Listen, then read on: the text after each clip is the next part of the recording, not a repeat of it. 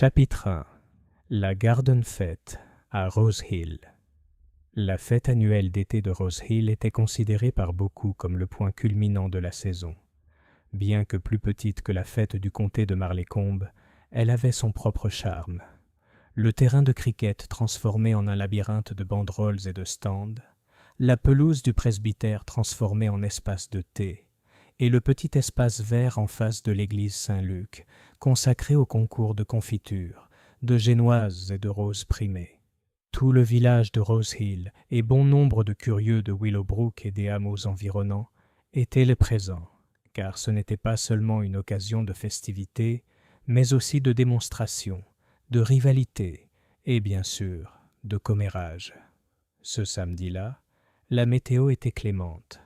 Un après-midi clair et doux, avec une légère brise qui soulevait les chapiteaux blancs et apportait un parfum de rose sur la verdure.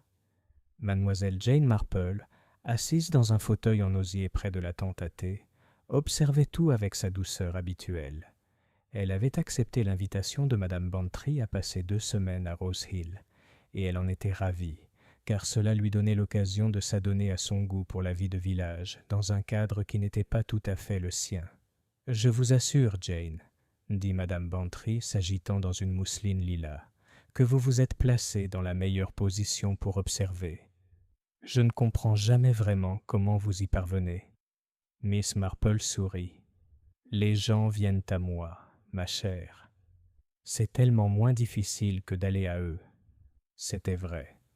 En l'espace d'une demi-heure, elle avait été accueillie par la femme du pasteur, interrogée sur le concours d'éponges par mademoiselle Crampton, une vieille fille sérieuse aux poignets couverts de farine, et conviée à un récit de doléances par le vieux monsieur Fellows, qui estimait que les jeunes jardiniers recouraient à des astuces avec leurs roses.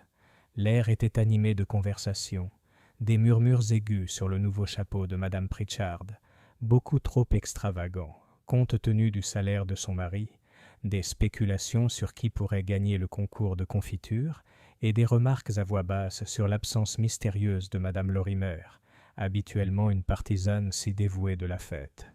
Mais le véritable clou de l'après-midi fut le concours de roses. Rose Hill était fière de ses jardins, et la compétition pour la coupe d'argent fut rude. Cette année, comme l'année précédente, les favoris étaient M. George Hargreaves, avocat à la retraite passionné de roses, et Madame Selina Harcourt, veuve d'un officier colonial installé à Rose Hill 10 ans plus tôt. Madame Harcourt était une belle femme d'une 50aine d'années, au port droit et aux manières quelque peu impérieuses. Son jardin passait pour le plus beau des 3 comtés, et elle gardait ses méthodes aussi jalousement qu'un secret d'État. C'est près de la tente rose que l'agitation a commencé. Un cri soudain retentit, aigu, effrayé et terriblement définitif. Les gens se retournèrent. Une jeune servante, pâle et tremblante, tituba à l'air libre, son tablier pressé contre sa bouche. Derrière elle, à l'ombre fraîche du chapiteau, un bouquet de roses se dressait dans des vases, rougeoyants, blancs et roses sur la toile. Et au centre, froissée sur le sol, gisait madame Harcourt.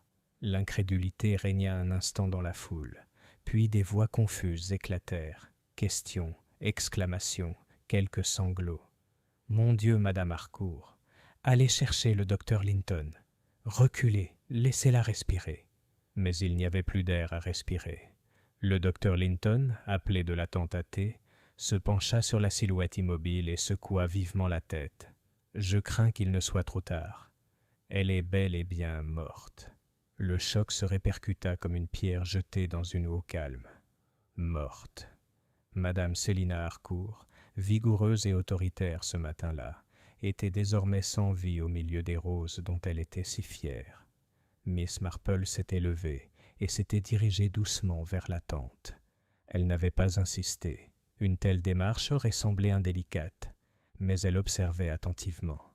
Une légère odeur âcre persistait, discordante au milieu de la douceur des fleurs. De la fumée? Oui, quelque chose de faible et de brûlé, bien qu'aucune bougie ni lampe ne fût visible. Lorsque l'agent arriva du village, madame Bantry s'exclamait déjà inquiète.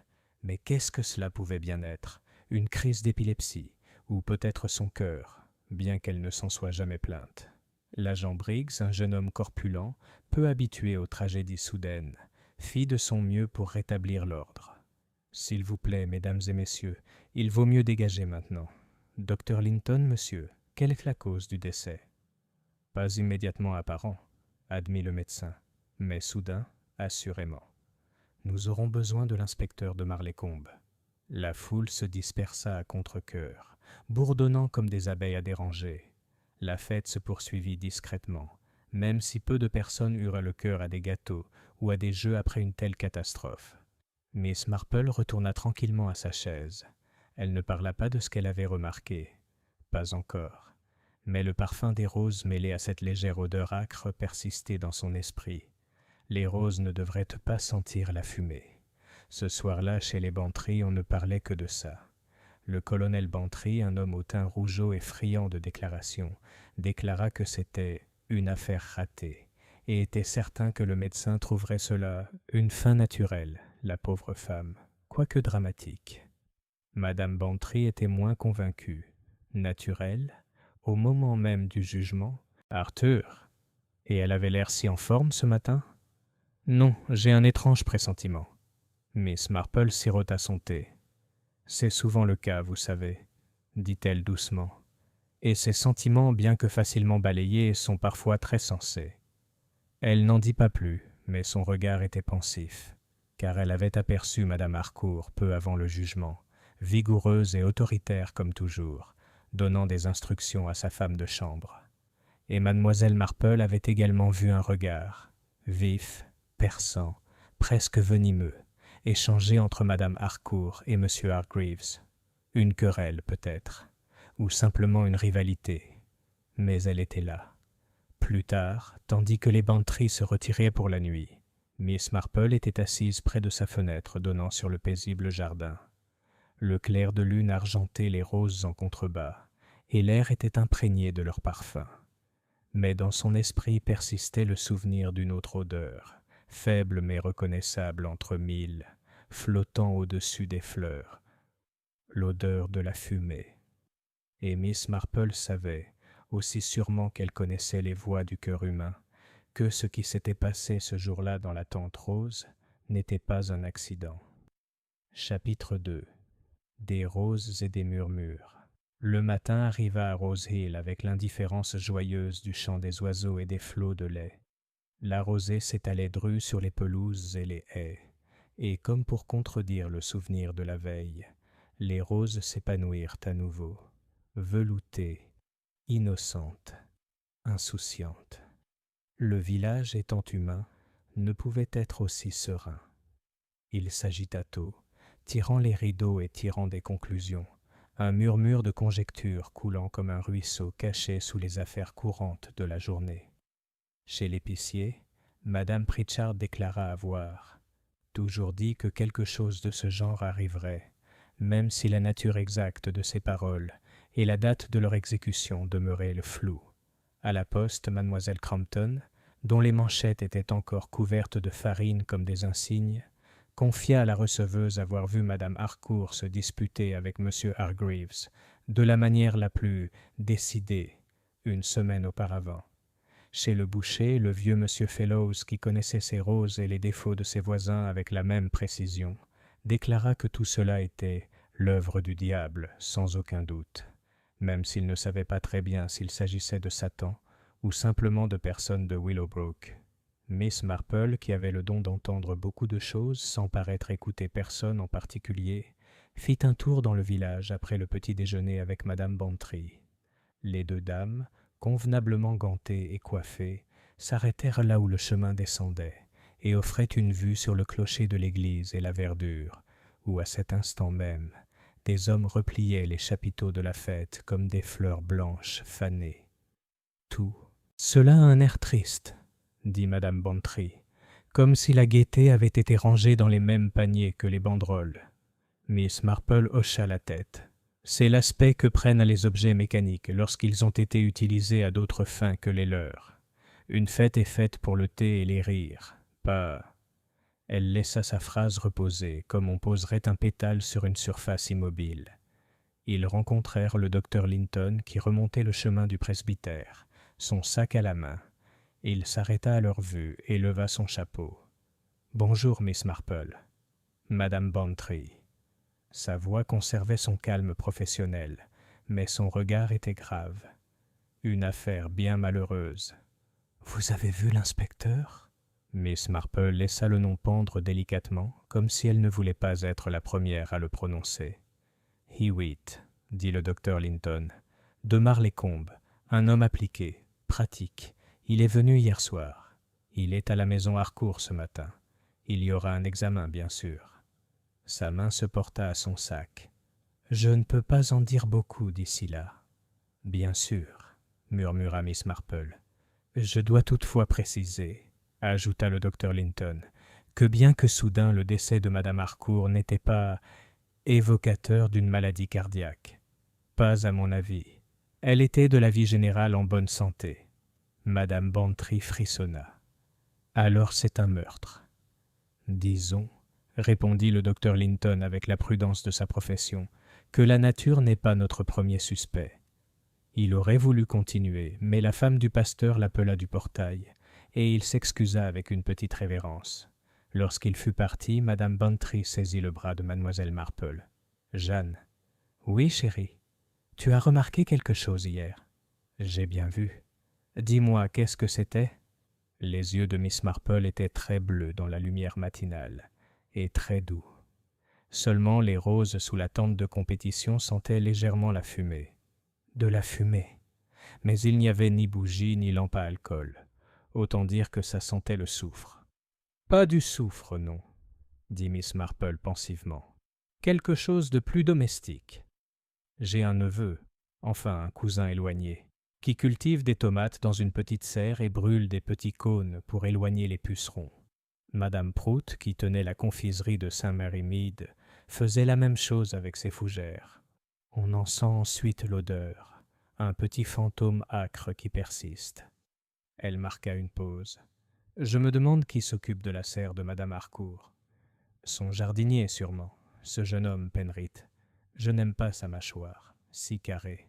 Elle suggère l'obstination, voire pire. »« Cela pourrait suggérer un père avec une mâchoire similaire, » dit Miss Marple sereinement. « Les ressemblances familiales sont responsables de bien des injustices. » Ils poursuivirent leur chemin, passant à la poste pour acheter des timbres dont ils n'avaient là pas immédiatement besoin, et ainsi entendre, avec les dépréciations qui s'imposaient, un nouvel épisode du récit de la matinée. C'est là qu'ils apprirent que Connie Taylor, la femme de chambre qui avait trouvé Madame Harcourt, était dans un état lamentable, et que sa tante, qui faisait la lessive pour le maître d'école, avait pleuré toute la nuit à cause de l'agitation. On disait aussi que M. Hargreaves avait tenu la veille une remarque des plus odieuses sur l'impartialité des juges. On murmurait aussi que Madame Harcourt gardait un tiroir fermé à clé dans son bureau et était scrupuleuse en matière d'argent. Un trait de caractère qui, comme savoir-faire de la pâte feuilletée, est admiré en théorie et détesté en pratique.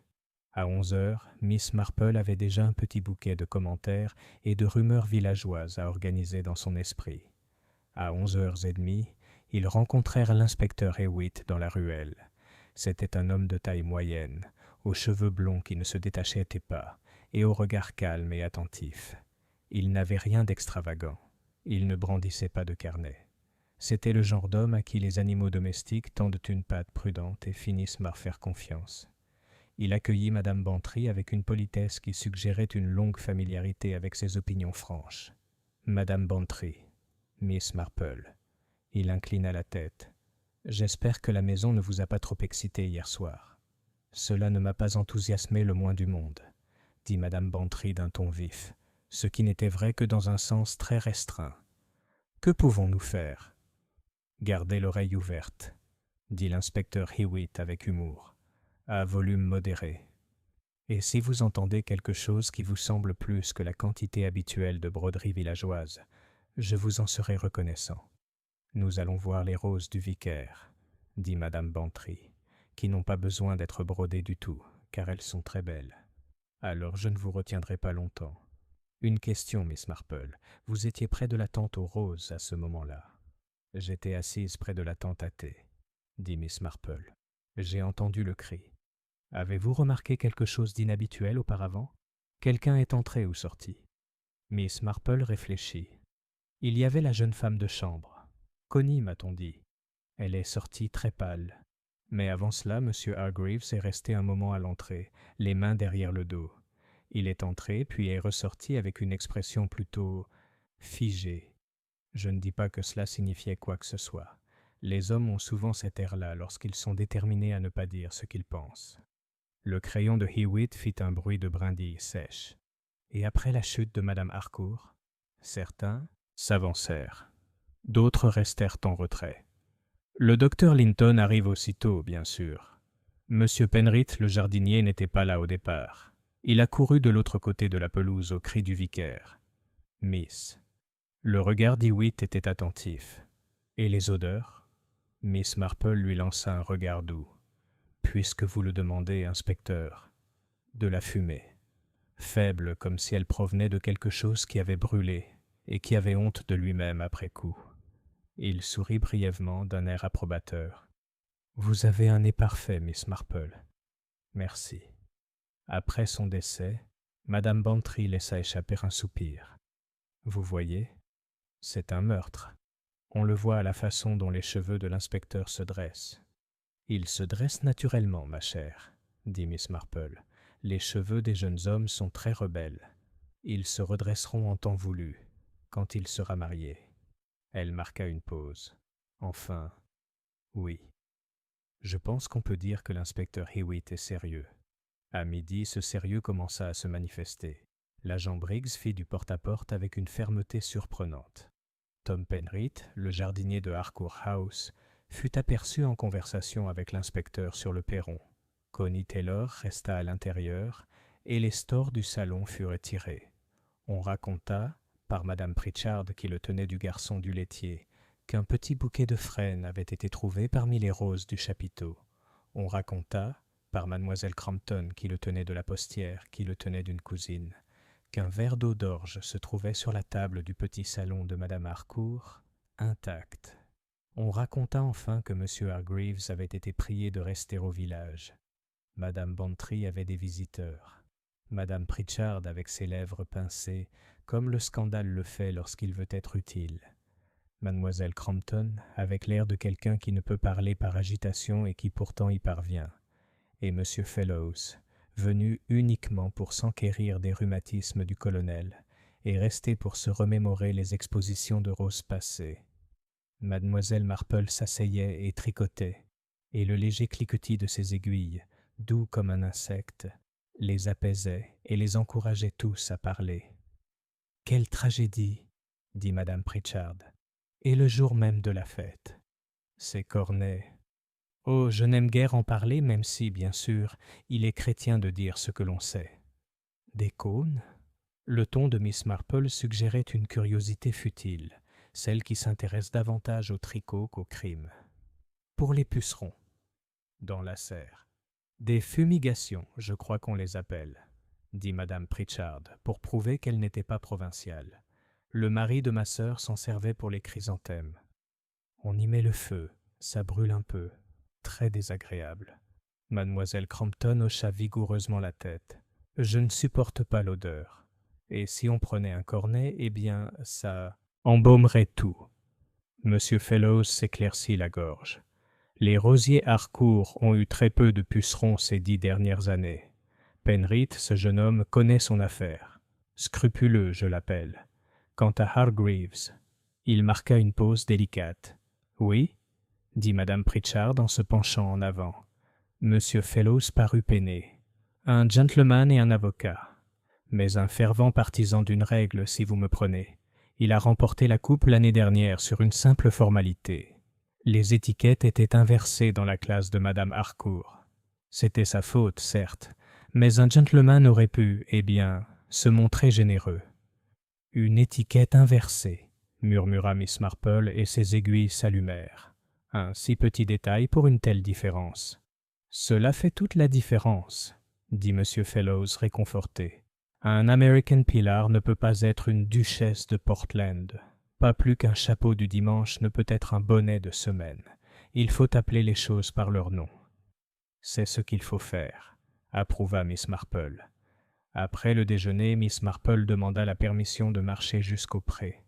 Madame Bantry, qui souffrait d'un mal de tête mêlé de sympathie et d'excitation, se retira sur son canapé. Miss Marple, avec l'air calme d'une vieille dame appréciant le spectacle des jeunes moineaux, longea la haie et s'arrêta près de la tente à rosiers, maintenant effondrée et attachée par une corde. Une légère odeur persistait, comme un souvenir presque vivace. Elle se baissa pour examiner l'herbe à l'endroit où se trouvait l'ouverture. Le piétinement de nombreux pieds avait laissé une tache d'un vert pâle et décoloré. Près d'elle, enfoncé à plat dans le gazon, se trouvait quelque chose de sombre et de friable, rien de plus qu'une tache. Miss Marple, qui dans sa jeunesse avait pris des frottis de feuilles pour album, sortit un mouchoir plié, et avec le même soin qu'on met à soulever la main d'un enfant endormi, en souleva le petit fragment. C'était, pensa-t-elle, la cendre de quelque chose qui avait brûlé. Un morceau plus grand, pas plus grand que son ongle, présentait une trace de papier brun brûlé, jusqu'à devenir une dentelle noire. « Madame Marple, madame ?» dit une voix derrière elle. Elle se redressa et se retourna. Tom Penrith se tenait là, casquette à la main, l'air gauche et très jeune, bien que sa mâchoire fût aussi carrée que madame Bantry l'avait remarqué. Son visage exprimait de l'inquiétude, et quelque chose d'entêté en plus. « Bonjour, monsieur Penrith. » « L'inspecteur m'a dit de ne pas quitter le village, » lâcha-t-il, « et je ne le ferai pas si le roi me le demandait. Mais je déteste que les gens aient l'air de... » Ses mots se brouillèrent, et il fourra sa casquette entre ses mains. « Comme si c'était votre faute, » dit doucement Miss Marple. « C'est très éprouvant, je sais. Vous avez soigné les roses de madame Harcourt ? » « Oui, madame, depuis mes 15 ans. Elle était stricte. Pardon, mais elle était juste. Elle savait distinguer une fleur d'une ronce, elle le savait. Elle ne ménageait jamais ses poches, si besoin était, pour la maison. Enfin, pour le jardin. Vous avez utilisé des cônes de fumigation ? Oui, madame, une fois toutes les 2 semaines au printemps, et encore une fois si les trips étaient nombreux. Mais jamais près d'une fleur d'apparat, pas après les avoir coupées. Elle n'aimait pas ce genre de choses dans la maison. Elle disait que la fumée était inconvenante. Il déglutit. « Je n'en ai jamais apporté sous la tente, si c'est ce que disent les gens. »« Les gens disent beaucoup de choses, » observa Miss Marple. « C'est leur façon de se rendre utile. Dites-moi, hier matin, avez-vous vu madame Harcourt ?» Il hocha la tête, le rouge lui montant aux joues. « Oui. » Elle avait son manteau bleu, celui avec les bons boutons, et ses gants, ceux qu'elle gardait dans le tiroir. Elle était en train de se demander si les étiquettes étaient correctes. Elle m'a dit de vérifier qu'elles étaient bien en gras. Elle n'aime pas l'écriture de M. Hargreaves. Il dit qu'il donne à ses lettres l'air de petits hommes de loi avec des perruques, tout en étant bien faits et qui font trébucher. Je vous demande pardon encore. « Pas besoin de pardon, » dit Miss Marple, les yeux pétillants. « Et les étiquettes ? Je les ai écrites moi-même. Pilier américain, paix, Général MacArthur, tout ça, et je les ai placés juste à côté des vases. Connie a apporté les épingles supplémentaires pour le ruban. Puis, eh bien, sa mâchoire tremblait. Puis ce fut le moment. Le vicaire allait dire un mot, et le docteur était là, et oui, dit Miss Marple doucement. Je connais le « et ». C'est le mot le plus long de la langue à ces moments-là. Il la regarda soudain. « Madame Harcourt n'a jamais fumé. »« Non, » répondit Miss Marple. « J'imagine que non. »« Il y avait une odeur, » dit Tom avec obstination. « Comme tu l'as dit. Un petit cône, peut-être. Mais je n'en ai pas allumé. Je le jure. Sur la tombe de ma mère. » Miss Marple le regarda, l'air bienveillant, ce qui est plus rare qu'on ne le pense. « Je ne te demande pas de jurer, Tom. Je me souviens de toi portant le panier du pasteur au souper des moissons, quand ta lèvre inférieure tremblait, pensant que la tarte aux prunes serait trop lourde. Tu ne l'as pas laissé tomber. Tu n'es pas un garçon insouciant. Il rougit, mi-honte, mi-soulagé. Merci, madame. Continuez votre travail, dit-elle. Quelqu'un doit s'occuper des roses. Ils ignorent que l'une des leurs est morte. Il s'éloigna, les épaules un peu plus droites. Miss Marple resta un instant, puis se tourna vers la ruelle. Ce faisant, elle faillit percuter M. George Hargreaves. Il était habillé avec soin, comme toujours, avec une certaine rectitude au niveau de sa cravate et de ses sourcils. Son chapeau était de la forme et de la teinte appropriée. Ses gants étaient neufs. Il les retira pour s'incliner. Miss Marple. Une affaire déplorable. Sa voix était sèche et précise. Je vous assure que je le ressens profondément. J'en suis sûr, dit Miss Marple. Perdre un rival aussi redoutable est une tristesse, pas un soulagement. On a besoin d'opposition, vous savez.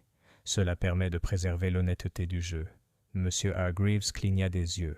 En effet, je regrette que certaines personnes peu charitables aient, mentionné une divergence d'opinion entre Madame Harcourt et moi. Cela ne concernait que le placement des pièces à conviction et, l'exactitude des étiquettes. Une question futile. Les détails triviaux occupent une place importante dans les fêtes de village, observa Miss Marple, tout comme les étiquettes. Les gens aiment savoir qui ils sont et comment on les appelle. Il rougit. Tout à fait. Je dois également réfuter toute implication selon laquelle j'étais sous la tente au moment des faits. Je suis intervenu pour examiner l'emplacement des vases, en ma seule qualité de lauréat de l'année dernière, et je me suis retiré aussitôt.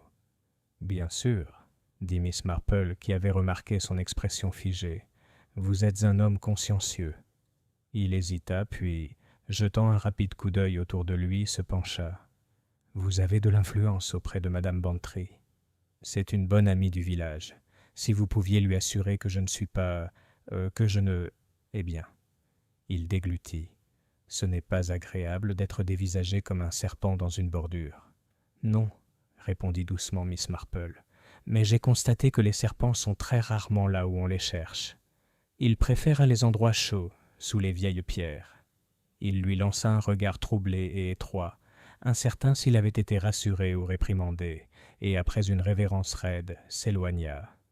En fin d'après-midi, l'inspecteur Hewitt se présenta à la maison des Bantry. Madame Bantry, qui avait miraculeusement repris connaissance en entendant frapper, le fit entrer avec l'air d'une femme prête à offrir du thé, des conseils ou de la cavalerie, selon les besoins. « On prend le thé, » annonça-t-elle, « et du gâteau. Même les moins bien lotis ont droit à un gâteau en cas de crise. Raconte-nous tout. » Hewitt sourit. « Je ne peux pas vous en dire beaucoup, Madame Bantry. Mais il y a un objet que je peux mentionner, car il est peut-être déjà répandu dans le village avant le dîner. Nous avons trouvé, dans la tente à roses, des résidus correspondant à un cône de fumigation du type de ceux utilisés dans les serres.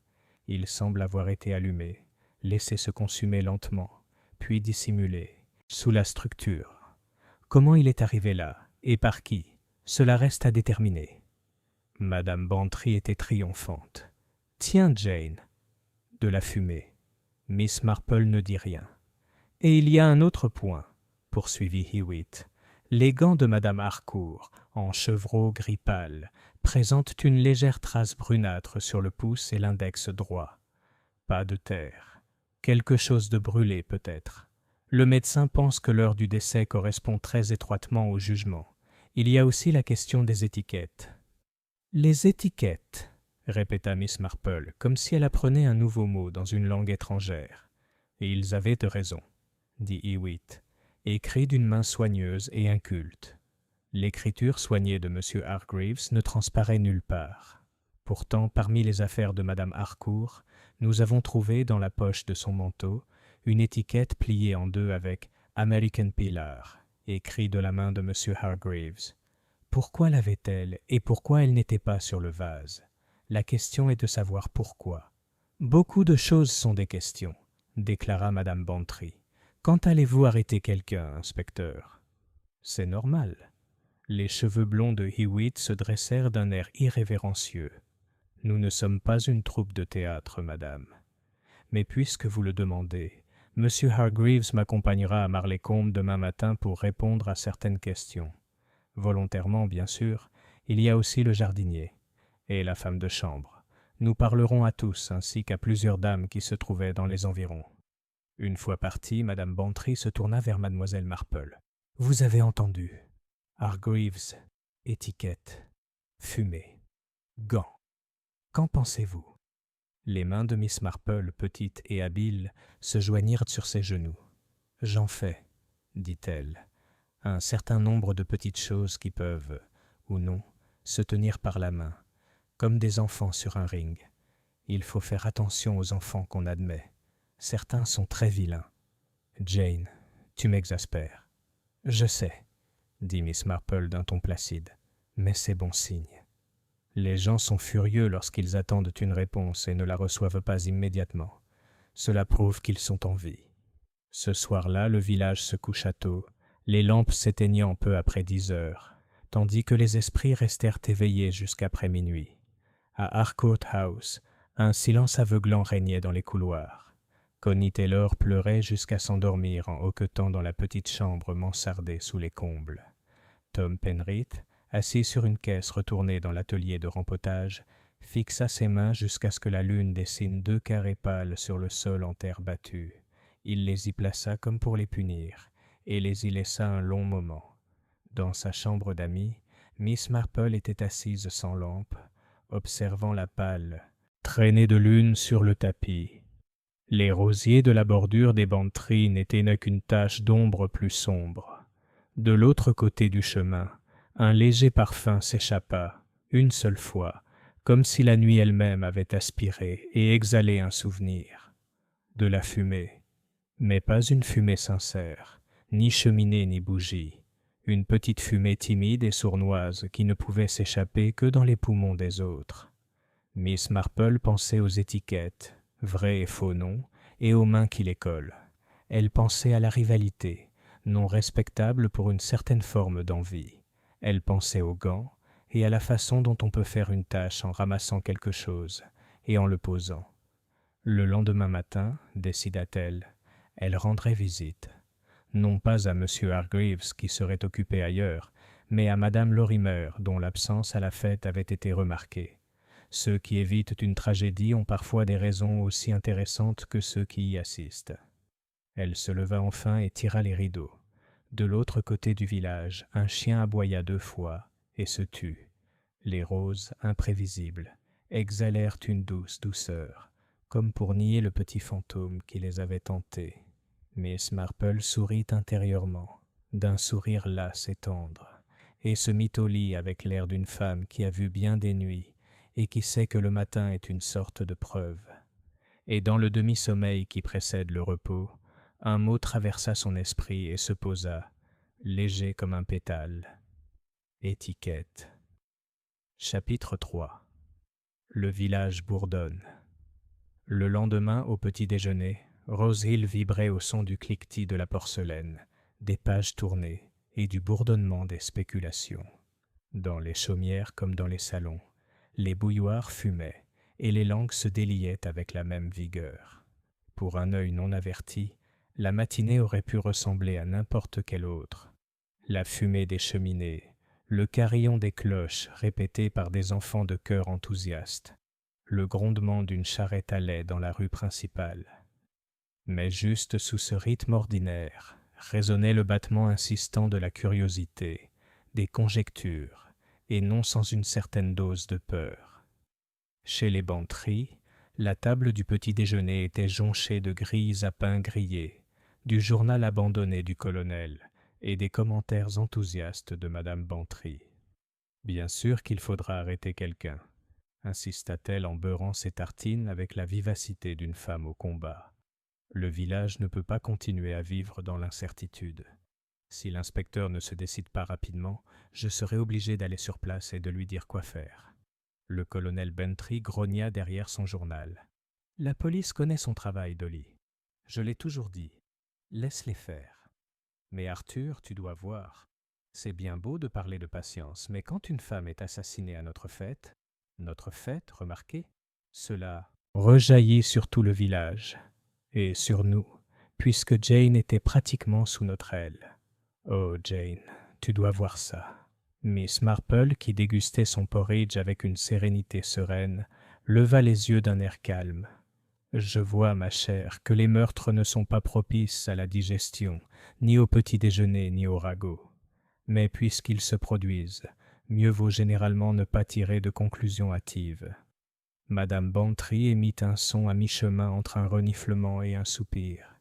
« Vous pensez que l'inspecteur va se dépêcher ?»« Non, » dit Miss Marple en secouant la tête. « Je pense qu'il sera patient. Mais d'autres... » Elle jeta un coup d'œil à son amie en souriant. D'autres, peut-être non. En milieu de matinée, les ragots atteignirent leur inévitable apogée. Chez l'épicier, Madame Pritchard insista pour que M. Hargreaves soit emmené au fer avant la fin de la semaine. « Ce sont toujours les honnêtes gens, » dit-elle à son auditoire captivé. « Les gens discrets et méticuleux. Ils mijotent, vous savez. Et puis... » Elle mima une terrible explosion des deux mains. À la poste, mademoiselle Crampton assura à tout le monde que le jardinier, Tom Penrith, était coupable comme un péché. Elle l'avait vu une fois, murmura-t-elle, debout devant la tente des roses, un paquet de cônes bombés dans sa poche. La vérité que seul Tom et mademoiselle Marple connaissaient était que ce renflement était un mouchoir. Et chez le boulanger, M. Fellows déclara sombrement que madame Harcourt était la coupable. Trop autoritaire, trop exigeante et trop acerbe. À mon avis, elle s'est fait suffisamment d'ennemis pour remplir le cimetière 2 fois. Ainsi, le village se divisa nettement en 2 camps, ceux qui soutenaient Mère Greaves pour le crime et ceux qui penchaient pour le jeune Tom Penrith. Quelques rares personnes soupçonnèrent Connie Taylor, la servante, mais comme elle était jugée trop timide pour écraser une mouche, la théorie ne prit pas beaucoup d'ampleur. Miss Marple, marchant tranquillement d'une course à l'autre, écoutait tout cela avec des hochements de tête polis. Elle savait, comme peu d'autres, combien de vérité se cache sous l'exagération, et combien de malice se cache sous les certitudes. L'inspecteur Hewitt effectuait discrètement sa ronde. Il avait parlé au vicaire, au médecin, et se trouvait maintenant à Harcourt House. Les stores étaient toujours tirés. Un silence régnait dans les pièces autrefois animées. Connie Taylor ouvrit la porte, les yeux rouges, les mains crispées sur le coin de son tablier. Hewitt se montra doux avec elle. « Tu l'as trouvée, n'est-ce pas, Connie ?»« Oui, monsieur. » Une gorgée. Elle était allongée, immobile, son gant glissé et son visage... « Oh, monsieur, je ne veux pas m'en souvenir. »« Tu n'as pas besoin de te souvenir de plus que nécessaire, » dit Hewitt gentiment. « Dis-moi, as-tu vu quelqu'un près de la tente avant d'y entrer ?» Connie pense, fronçant les sourcils sous l'effort. « Monsieur Hargreaves, monsieur. Il est entré un peu avant, puis est ressorti. L'air bizarre. Et Tom aussi, mais plus tard. Je ne comprends pas ce que tout ça veut dire. » Hewitt la remercia et nota chaque mot. Dehors, il rencontra Miss Marple, qui examinait les roses le long de l'allée du jardin. « Vous avez une longueur d'avance sur moi, Miss Marple, » dit-il avec un petit sourire. « J'admire simplement ce qui reste, » répondit-elle. « La pauvre madame Harcourt les a magnifiquement soignés. Dommage qu'on ne puisse pas soigner les cœurs humains avec la même dévotion. Tu penses que c'est une question de cœur ?» Miss Marple secoua la tête. « Non, inspecteur. Je pense que c'est une question de caractère. Les gens se révèlent dans les plus petites choses, par la façon dont ils écrivent une étiquette, par la façon dont ils parlent à une femme de chambre, ou par la façon dont ils se disputent en public quand ils pensent que personne ne les écoute. » Hewitt la regarda avec respect. « Et toi, qu'en penses-tu ? » ?»« Seulement ceci. L'évidence est rarement la vérité, mais la vérité laisse toujours de petites traces, comme de la cendre sur un gant ou de la fumée accrochée à une rose. Cet après-midi-là, l'effervescence du village atteignit son paroxysme lorsque l'agent Briggs fut aperçu escortant M. Hargreaves vers le poste de police de Marleycombe. Bien que l'inspecteur ait pris soin de qualifier l'entretien d'interrogatoire volontaire, la vue de l'avocat solennel, le chapeau baissé, fit jaser. Madame Pritchard gloussa. « Je vous l'avais dit, la respectabilité même. Croyez-moi, la loi le tient. » Mais Scrumpton, vexé, insista. « C'est absurde, c'est ce garçon de Penrith. Ils ont emmené M. Hargreaves uniquement parce qu'il est plus facile à joindre. » Dans les salons et les cuisines, dans les jardins et les boutiques, on prenait parti, on pariait même à voix basse. Pourtant, Miss Marple, de nouveau assise dans son fauteuil en osier avec son tricot, souriait faiblement à la certitude des autres. Elle savait, comme elle l'a toujours su, que la certitude est souvent l'ennemi de la vérité, et à sa manière tranquille, elle préparait déjà les questions que personne d'autre ne pensait à poser. Chapitre 4. Chuchotement derrière les rideaux. L'inspecteur Hewitt avait le don du silence. Il pouvait entrer dans une pièce, ôter son chapeau avec une inclination grave, et écouter si attentivement que les gens se surprenaient souvent à en dire bien plus qu'ils ne le voulaient. Le mardi matin, il avait déjà parlé au vicaire, au médecin et à la moitié des familles respectables de Rose Hill. Pourtant, ces entretiens laissaient derrière eux un étrange malaise, car l'inspecteur n'était ni accusateur ni indulgent. Il était simplement patient, et la patience est une qualité très perturbante.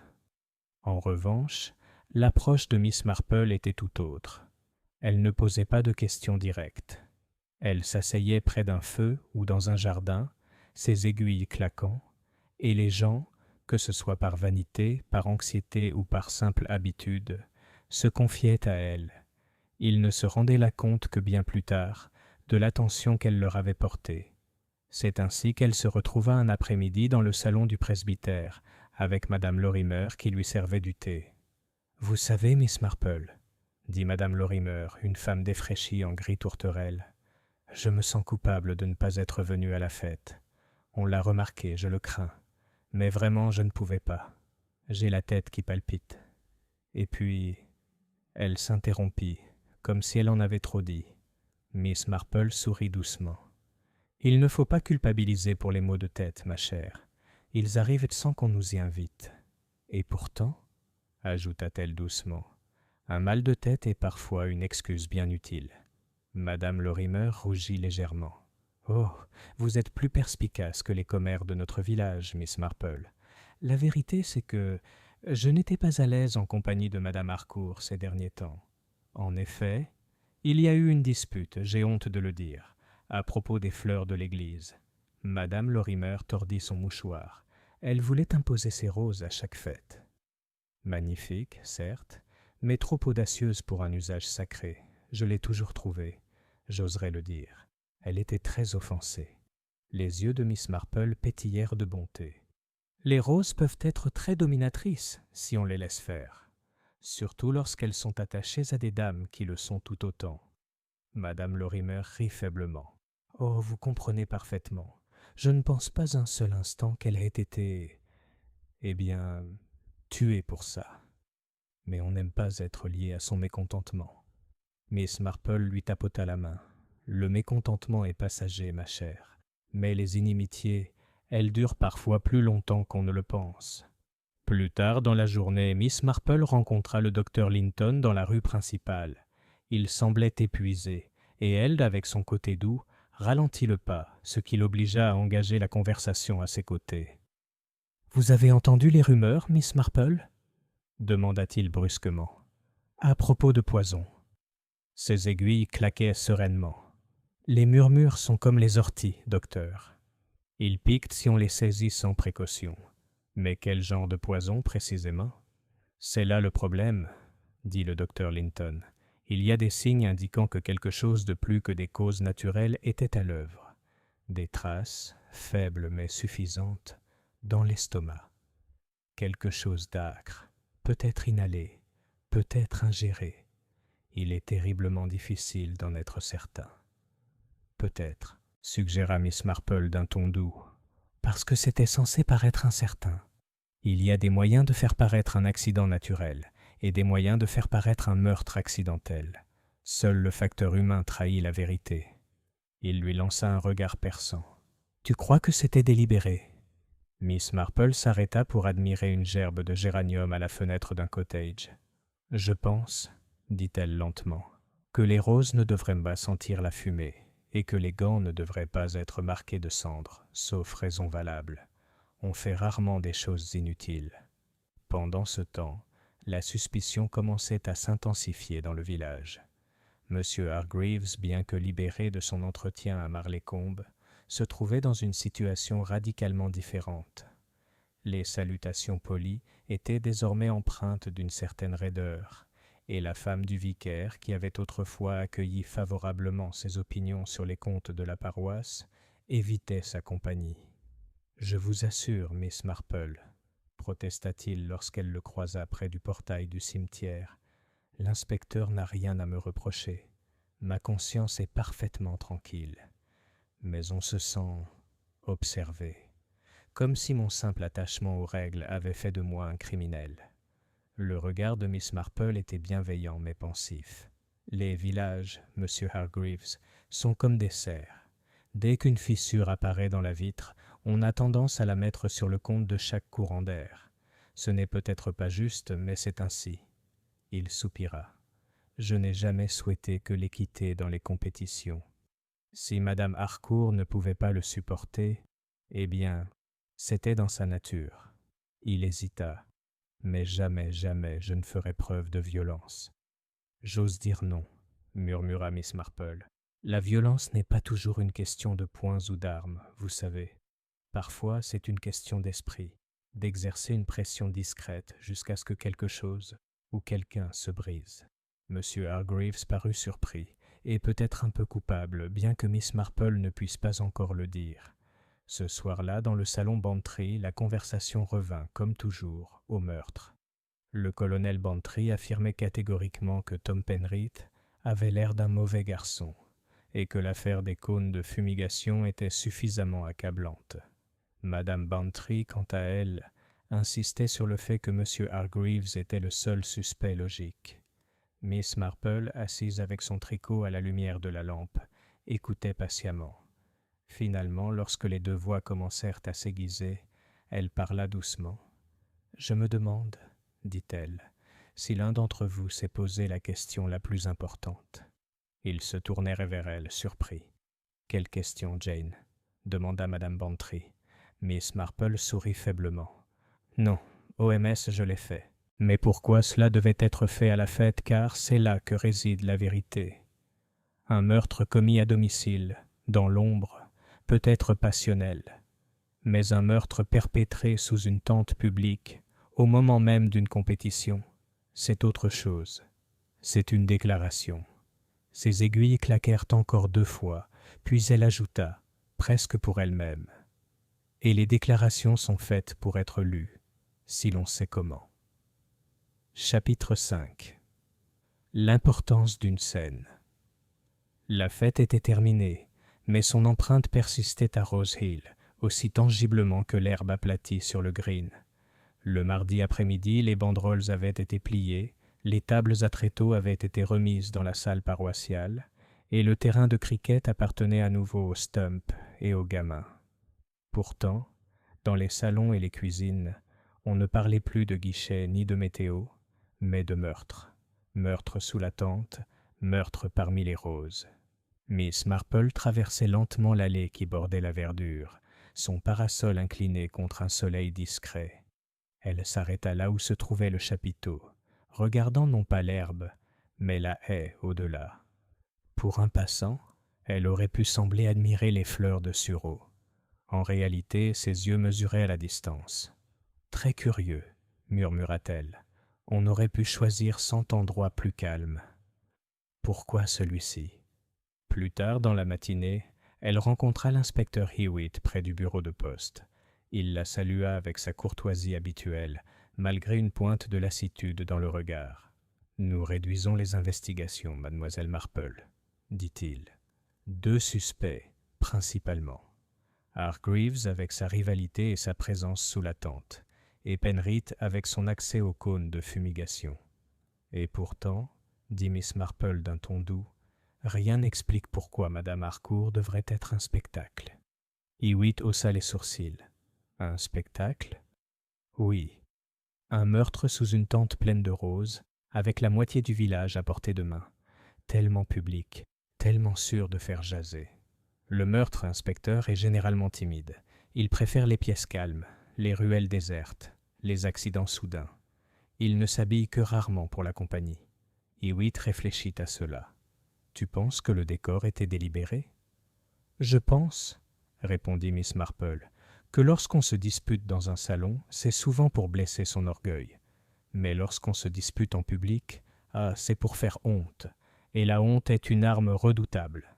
Cet après-midi-là, Miss Marple rendit visite à Madame Pritchard, qui habitait en face de la maison Harcourt.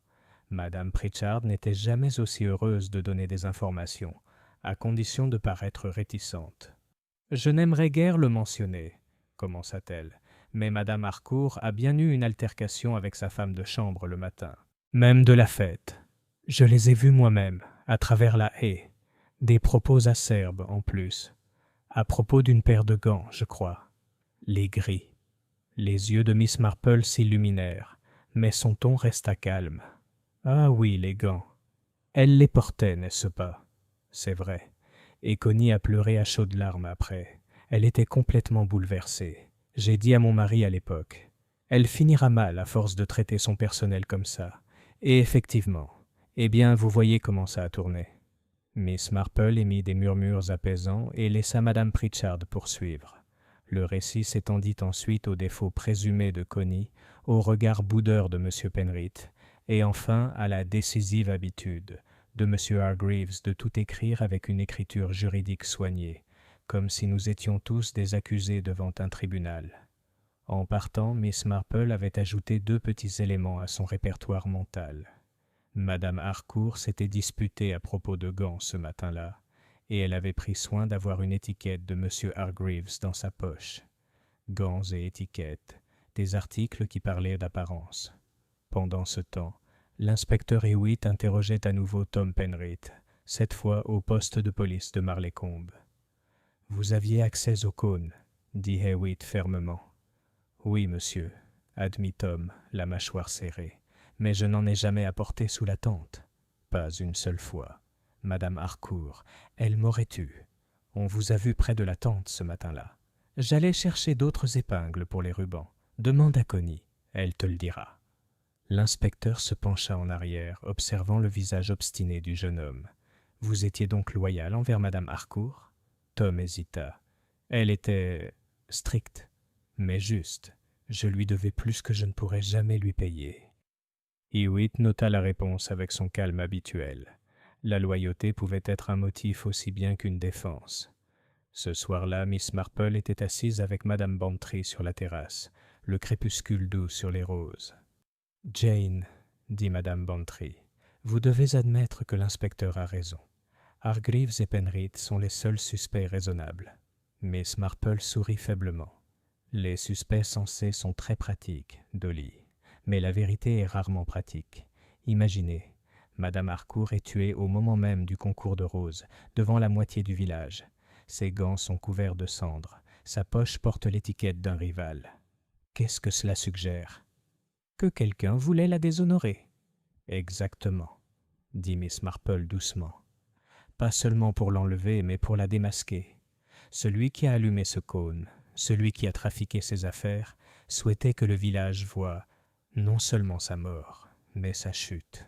Madame Bantry frissonna. C'est horrible. Oui, ma chère, parfaitement. Horrible. Et parfaitement humain. Miss Marple posa son tricot, le regard pensif. Demain, je crois, j'aurai une petite conversation avec Connie Taylor. Les servantes remarquent plus de choses que leur maîtresse ne le soupçonne. Chapitre 6. Les confessions de Connie. Connie Taylor vivait dans une pièce étroite sous les combles de Harcourt House, un espace à peine assez grand pour un lit, une commode et un lavabo. Le toit était si bas qu'il fallait se baisser pour y entrer, et la petite fenêtre ne donnait que sur la ruelle, où les poules grattaient, et où les enfants jouaient parfois en criant.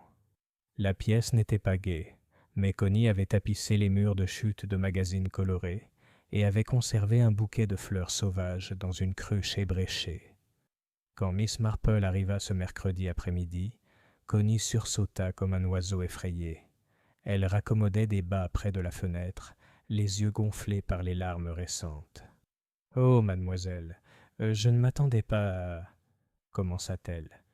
Miss Marple sourit gentiment. « J'ai pensé, ma chère, que vous ne verriez pas d'inconvénient à un peu de compagnie. J'ai apporté des scones de la cuisinière de madame Bantry. Ils sont assez légers, ce qui n'est pas toujours le cas. » L'offre de nourriture fit son effet habituel. Connie alla chercher une assiette, et toutes deux s'assirent aussitôt, la vieille dame soignée et posée, la jeune jouant avec les cordons de son tablier. « Je crois comprendre, » commença doucement Miss Marple, « que vous étiez avec madame Harcourt le matin de la fête. » Connie hocha la tête, les lèvres tremblantes. « Oui, mademoiselle. Elle était acerbe avec moi, à propos de ses gants. Elle disait que je les avais égarés, même si je jure que je les ai rangés dans le tiroir, comme toujours. Elle m'a tapé le poignet. Pas durement, mademoiselle, mais acerbe. Elle pourrait être comme ça. » Les aiguilles de Miss Marple claquaient doucement. Je suppose qu'elle était exigeante. Oh, particulier n'est pas le mot. Il faut que tout soit parfait, sinon elle s'emporterait. Les femmes de chambre craignaient son tempérament colérique, et même M. Penrith, même s'il ne le disait jamais, redoutait ses paroles. Mais elle n'était pas méchante, mademoiselle, pas vraiment. Elle m'a donné son vieux manteau l'hiver dernier, elle l'a fait. Seulement elle avait le don de vous rabaisser. Miss Marple inclina la tête. Vous a-t-elle déjà fait peur ? Connie hésita, puis murmura. Oui, mademoiselle, ce matin-là, à cause de ce qu'elle a dit. Qu'est-ce que c'était, ma chérie ? Elle a dit que si jamais je soufflais un mot de quelque chose que j'avais vu, elle me renverrait sans me donner de référence. Et qu'adviendrait-il de moi alors ? Les mains de Connie se tordirent sur ses genoux. Je ne voulais pas le voir, mademoiselle. Je suis entré dans son bureau avec le vernis, et elle était debout au-dessus du bureau, une lettre d'homme à la main. Elle ne m'a pas entendu, pas au début. Puis elle s'est retournée et son visage... Oh, c'était affreux. Elle a dit que je devais oublier que je l'avais vue, sinon elle me ruinerait. Miss Marple se pencha légèrement en avant. « Et tu as oublié, Connie ?» Les larmes coulaient. « J'ai essayé, mademoiselle, mais je n'ai pas réussi. Il y avait un nom d'homme en bas, en gras et en noir. Je l'ai vu clairement avant qu'elle ne le prenne. M. Hargreaves. » Ce soir-là, à la maison des Bantry, mademoiselle Marple répéta l'histoire de Connie à voix basse. Madame Bantry frappa dans ses mains. « Et voilà !» Une lettre de Hargreaves, la preuve irréfutable d'un secret entre eux. Peut-être une liaison. C'est choquant, pas étonnant qu'elle l'ait caché. Le colonel Bantry grogna. N'importe quoi. Hargreaves est sec comme un biscuit. Plutôt une affaire juridique, un testament ou une affaire d'argent. Miss Marple croisa les mains. Peut-être. Mais quoi qu'il en soit, madame Harcourt a jugé cela suffisamment dangereux pour menacer la jeune fille. Et je pense, ajouta-t-elle doucement, que Connie disait vrai. Une peur comme la sienne ne peut être simulée. Mais Jane, protesta madame Bantry, s'il y avait une telle lettre, l'inspecteur l'aurait sûrement trouvée maintenant. Les yeux de Miss Marple pétillèrent. Les lettres ont tendance à disparaître au moment où on en a le plus besoin. On est très ingénieux en la matière. Le lendemain matin, l'inspecteur Hewitt en personne se présenta à la porte de Bantry. Son expression était grave. « Je pensais que vous devriez le savoir, Miss Marple. Nous avons fait une découverte. » Il sortit de sa poche un papier plié. Les bords étaient dits brûlés. Ceci a été retrouvé dans les cendres de la cheminée de Harcourt. Partiellement brûlé, mais un nom subsiste. Monsieur George Hargreaves. Madame Bantry poussa un cri de triomphe. « Voilà! Qu'est-ce que je vous avais dit ?» Miss Marple, cependant, semblait pensive. « Une lettre si soigneusement brûlée qu'il ne reste qu'un nom. C'est presque trop commode, inspecteur. » Hewitt la regarda avec un léger sourire. « Tu penses qu'il était destiné à être trouvé ? » « Je soupçonne, » dit doucement Miss Marple, qu'on nous montre ce que quelqu'un souhaite nous montrer, et rien n'est plus trompeur qu'un indice trop facile à découvrir. Cette nuit-là, alors qu'elle était assise près de sa fenêtre et tricotée au clair de lune, Miss Marple pensa aux yeux effrayés de Connie, à la langue acérée de Madame Harcourt, aux gants couverts de cendres, et à un nom qui persistait sur du papier à moitié brûlé. « Les apparences, » murmura-t-elle, « toujours les apparences. Mais la vérité est généralement cachée sous les apparences, comme les racines sous les roses. » Et elle décida que le lendemain, elle rendrait visite à M. Hargreaves lui-même, non pas pour l'accuser, mais pour lui poser des questions douces, le genre de questions qui poussent les gens à trahir ce qu'ils souhaitent le plus cacher. Chapitre 7. M.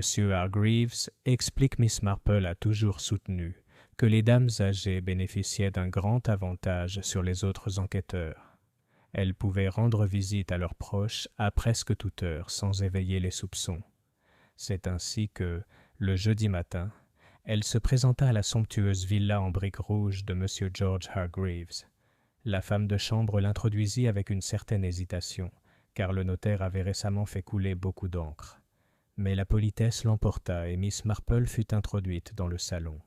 C'était une pièce très correcte, des volumes reliés de cuir, impeccablement rangés, des rideaux à rayures sobres et une légère odeur de cire. M. Hargreaves entra avec son air de précision habituel. Sa cravate était soigneusement nouée, ses cheveux lissés en arrière, son expression grave. Pourtant, Miss Marple remarqua le tic nerveux de ses doigts sur la chaîne de sa montre. « Ma chère Miss Marple, » dit-il en s'inclinant, « j'espère que c'est une visite de courtoisie. Les temps étant ce qu'ils sont, on craint que chaque coup frappé à la porte soit officiel. »« Pas officiel, » répondit gentiment Miss Marple, juste amicalement. « J'ai pensé que tout ce qui se dit pourrait vous perturber. » Il eut un rire sec. « Troublé ? Chère madame, je suis pratiquement condamné par le tribunal de l'opinion publique. Hier, un enfant dans la ruelle m'a pointé du doigt et a crié « Meurtrier !» Tout ça à cause de mes paroles vaines, moi qui ai servi cette communauté pendant 30 ans en toute probité. « Les enfants, » dit doucement Miss Marple, « répètent souvent ce qu'ils entendent à la maison. Mais les ragots, aussi ennuyeux soient-ils, contiennent parfois un fond de vérité. Je me demandais si vous pourriez m'aider à comprendre l'histoire de cette lettre. » Il releva brusquement la tête. « La lettre ? Oui. Il semble que Madame Harcourt en possédait un des vôtres, et un fragment a été retrouvé plus tard dans sa cheminée. Peut-être une affaire judiciaire ? Un testament, peut-être ?» Hargreaves hésita, les lèvres pincées. Finalement, il dit d'un ton sec. « C'était effectivement une affaire juridique. Madame Harcourt m'a consulté au sujet de certaines affaires familiales, des questions d'héritage, délicates, vous comprenez. Elle était, disons, déterminée à ce que sa fortune ne tombe pas entre des mains qu'elle considérait comme indignes. Et peut-être avait-elle peur de ses mains ? Ses yeux clignèrent. Elle craignait beaucoup de choses, Miss Marple, surtout être exposée. C'était une femme fière et l'orgueil engendre souvent des ennemis. » Les aiguilles de Miss Marple claquèrent. « Dévoilement de quoi, monsieur Hargreaves ?» Il écarta les mains, paume vers le haut, comme en signe de reddition. « Je ne peux pas trahir la confiance d'une cliente, même d'une cliente aujourd'hui décédée. Disons simplement qu'elle possédait des connaissances qui auraient pu nuire à d'autres, et d'autres savaient qu'elle les possédait. » Miss Marple le regarda pensivement. « Vous pensez donc qu'elle a été tuée non pas pour une rivalité autour des roses, mais pour son silence. » Il inclina la tête. « Exactement. Et pourtant, à cause des circonstances et de la malveillance, les soupçons pèsent sur moi. » « Le soupçon, » dit doucement Miss Marple, « tombe toujours là où on le souhaite. Parfois, il est guidé là, comme une étiquette collée sur le mauvais vase. » À ces mots, Hargreaves rougit. « Vous êtes trop perspicace, Miss Marple. Je comprends maintenant pourquoi l'inspecteur vous écoute. » Elle se leva avec un doux sourire. « Je ne suis qu'une vieille femme qui remarque les détails. Mais je crois que la vérité sur Madame Harcourt ne résidera pas dans ses roses, mais dans ses papiers. Un jour prochain, j'espère, ils nous en diront plus que nous ne l'imaginons. » Lorsque Miss Marple retourna chez les Bantry, elle trouva Madame Bantry pleine de nouveaux ragots. « Ma chère Jane, tu ne le croiras jamais. Madame Lorimer jure avoir vu Madame Harcourt et Monsieur Hargreaves se disputer dans le cimetière il y a seulement une semaine, à propos d'argent. L'argent est toujours un facteur dans ces choses-là. Tu peux y croire. » Le colonel Bantry, qui avait entendu, grogna. « C'est-moi bien, Dolly, ça finira par se jouer sur le jardinier. Ils sont trop indulgents avec lui, c'est ça le problème. Ils le défendent toujours parce qu'il a l'air simple. Mais les simples ont aussi du caractère. » Miss Marple se servit une tasse de thé, imperturbable. « Peut-être. Mais les esprits s'échauffent soudain. Ce crime a été planifié minutieusement, presque théâtralement. Il fallait un public. Ce n'est pas l'effet d'un tempérament, c'est l'effet d'un calcul. » Ce soir-là, l'inspecteur Hewitt passa brièvement nous rendre compte. Nous avons appris que Madame Harcourt avait rédigé un Nouveau Testament l'année dernière. Il avait été rédigé par M. Hargreaves et excluait une branche de la famille de son mari, les Lorimer. Tout avait été légué à un cousin éloigné à l'étranger. Madame Bantry halta. À l'exclusion des Lorimer. Eh bien, pas étonnant que la pauvre Madame Lorimer soit restée à l'écart de la fête. Elle devait se douter que les langues allaient se mêler. L'expression de Miss Marple était sereine, mais ses yeux brillaient. Un testament est un document très dangereux, inspecteur. Il peut transformer l'amour en amertume et le respect en haine. Je ne serais pas du tout surprise que celui-ci soit au cœur de nos problèmes. « Et Hargreaves » demanda Hewitt. Miss Marple sourit faiblement. « Oh, Monsieur Hargreaves est coupable de bien des choses, inspecteur. Orgueil, précision et peut-être même d'une loyauté indiscrète. Mais un meurtre, cela reste à voir. » Ce soir-là, dans le silence de sa chambre, Miss Marple passa en revue ce qu'elle avait rassemblé.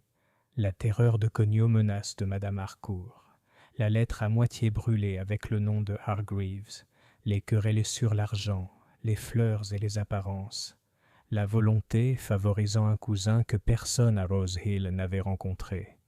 Pièce par pièce, il formait non pas une image, mais les contours d'une image. Et Miss Marple, qui avait assemblé de nombreux puzzles à son époque, savait qu'une fois les contours dégagés, le centre se révélerait. Elle ferma les yeux, entendant le faible murmure des roses dans la brise nocturne, et pensa « Quelqu'un a voulu détruire la fierté de Madame Harcourt avant sa mort.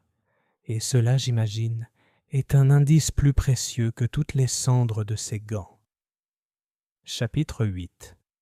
Le poids du ressentiment. Rose Hill était un village où la bienséance était aussi soignée que les jardins. Une haie taillée de bonne manière, une bordure soignée de routine. Pourtant, sous ces haies, les racines s'en mêlaient. Miss Marple le savait bien.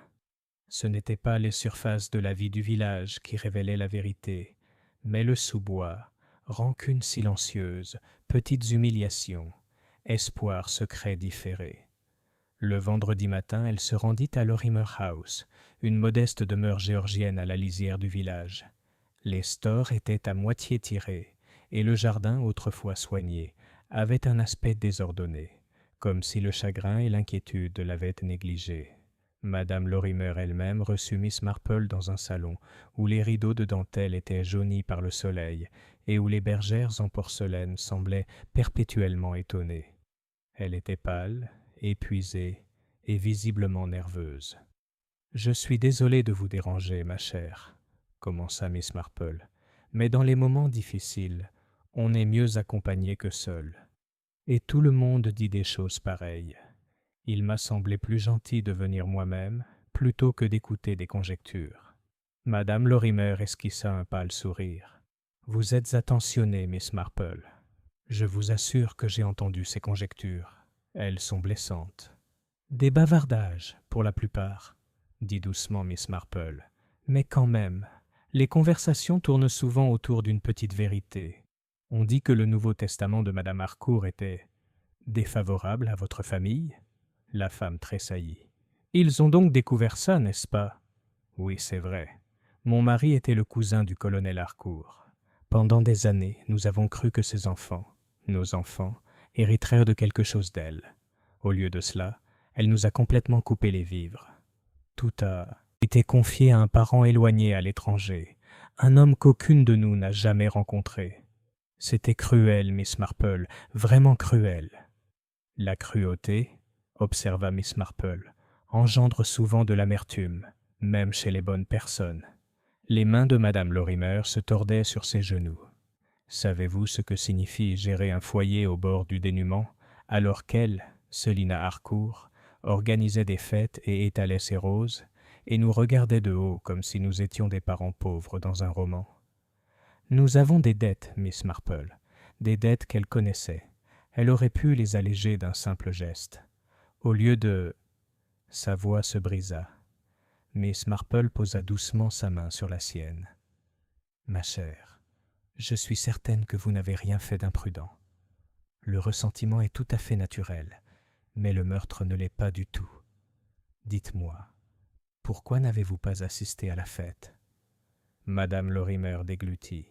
Parce que je ne pouvais pas le supporter. La voir à nouveau triomphante, prendre la coupe, défiler devant nous tous, c'était au-delà de mes forces. Et j'avais peur de ma langue. J'aurais pu dire quelque chose d'amer. J'ai pensé qu'il était plus prudent de rester à l'écart. Miss Marple la regarda avec bienveillance. C'était très sage, car si les gens pardonnent les disputes, ils pardonnent rarement les scènes publiques. Et les scènes publiques, eh bien, ce sont des choses très dangereuses. À son retour chez les Bantry, Miss Marple trouva l'inspecteur Hewitt qui l'attendait dans le jardin avec le colonel Bantry. Les cheveux blonds roux de l'inspecteur semblaient encore plus rebelles que d'habitude, ce que Miss Marple prit pour un signe de dépit. « Eh bien, mademoiselle Marple, dit Hewitt avec un petit rire, nous avons suffisamment de motifs pour remplir un registre, et pourtant rien qui convienne. Tout le monde semble s'être disputé avec madame Harcourt. C'est généralement le cas des fortes personnalités, dit Miss Marple d'un ton doux. Mais les motivations sont comme les roses, inspecteur. Il faut distinguer les épines qui piquent légèrement de celles qui percent profondément. Madame Lorimer avait certainement des raisons d'être amère. Pourtant, son absence à la fête me parle fort. Comment ça? Parce que le crime exigeait une présence. Le meurtrier devait être là, sous la tente, au milieu des roses et des gens. Madame Lorimer a choisi de rester à l'écart. Et l'absence, inspecteur, est parfois la meilleure preuve d'innocence. Hewitt réfléchit, puis hocha lentement la tête. Vous avez peut-être raison. Pourtant, nous ne pouvons ignorer que d'autres ont pu agir en sa faveur. Le colonel Bantry tire sur sa pipe. Une conspiration, hein? C'est sacrément théâtral, mais des choses plus étranges se sont produites. Miss Marple sourit faiblement. Oui, colonel. Mais les complots sont rarement bien. On ficelé, et ce crime aussi brouillon qu'il paraisse avait l'air d'un récit répété.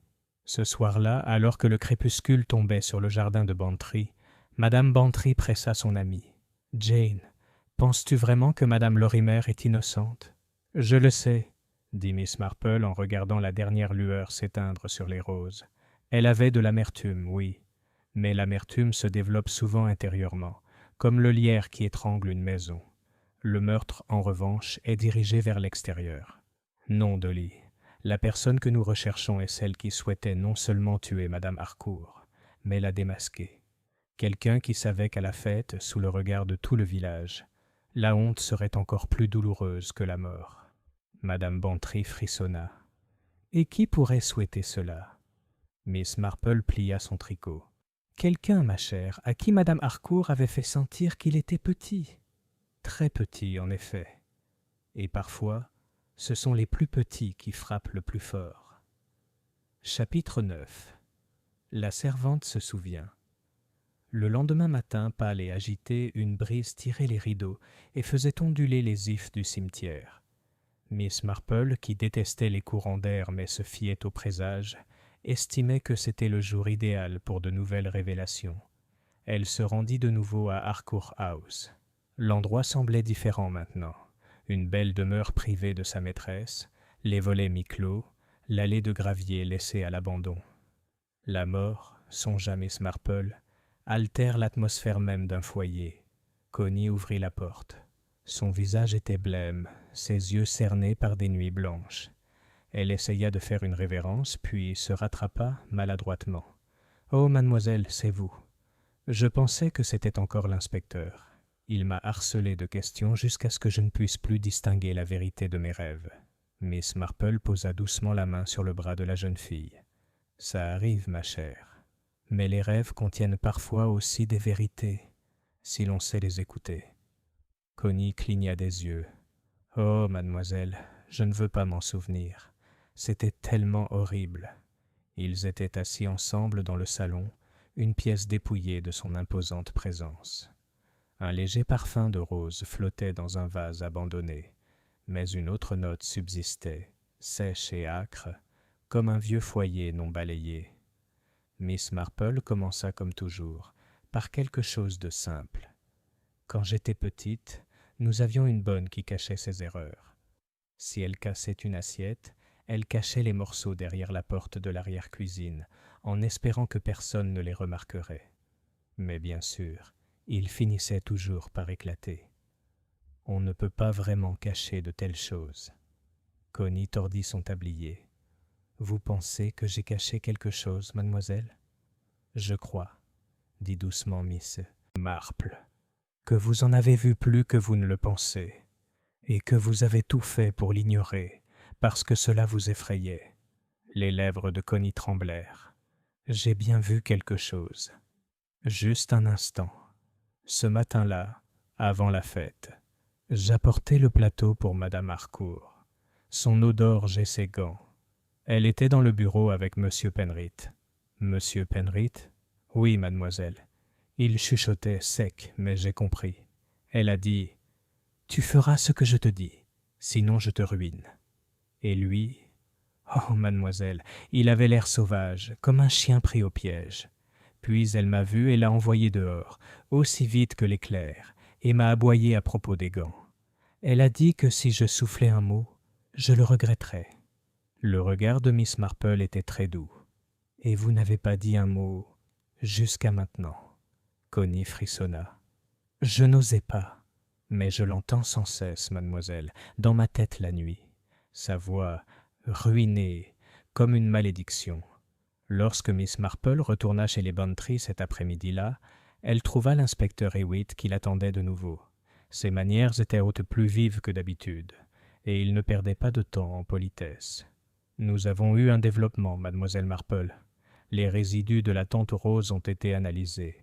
De l'arsenic dans la fumée. Un cône de fumigation en a été rempli. Très rudimentaire mais efficace.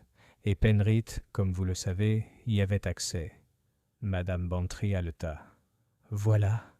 N'avais-je pas dit que c'était la faute du jardinier ?» Mais Miss Marple secoua la tête. « Trop facile, inspecteur. Beaucoup trop facile.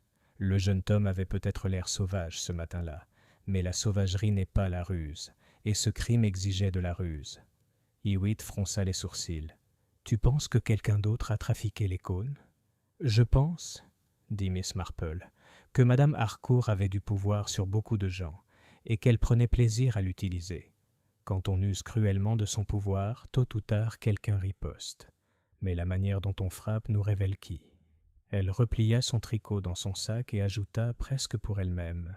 « La fumée était un rideau, inspecteur. Les rideaux cachent, et parfois ils révèlent ce qui se cache derrière. » Ce soir-là, Miss Marple était assise avec Madame Bantry sur la terrasse.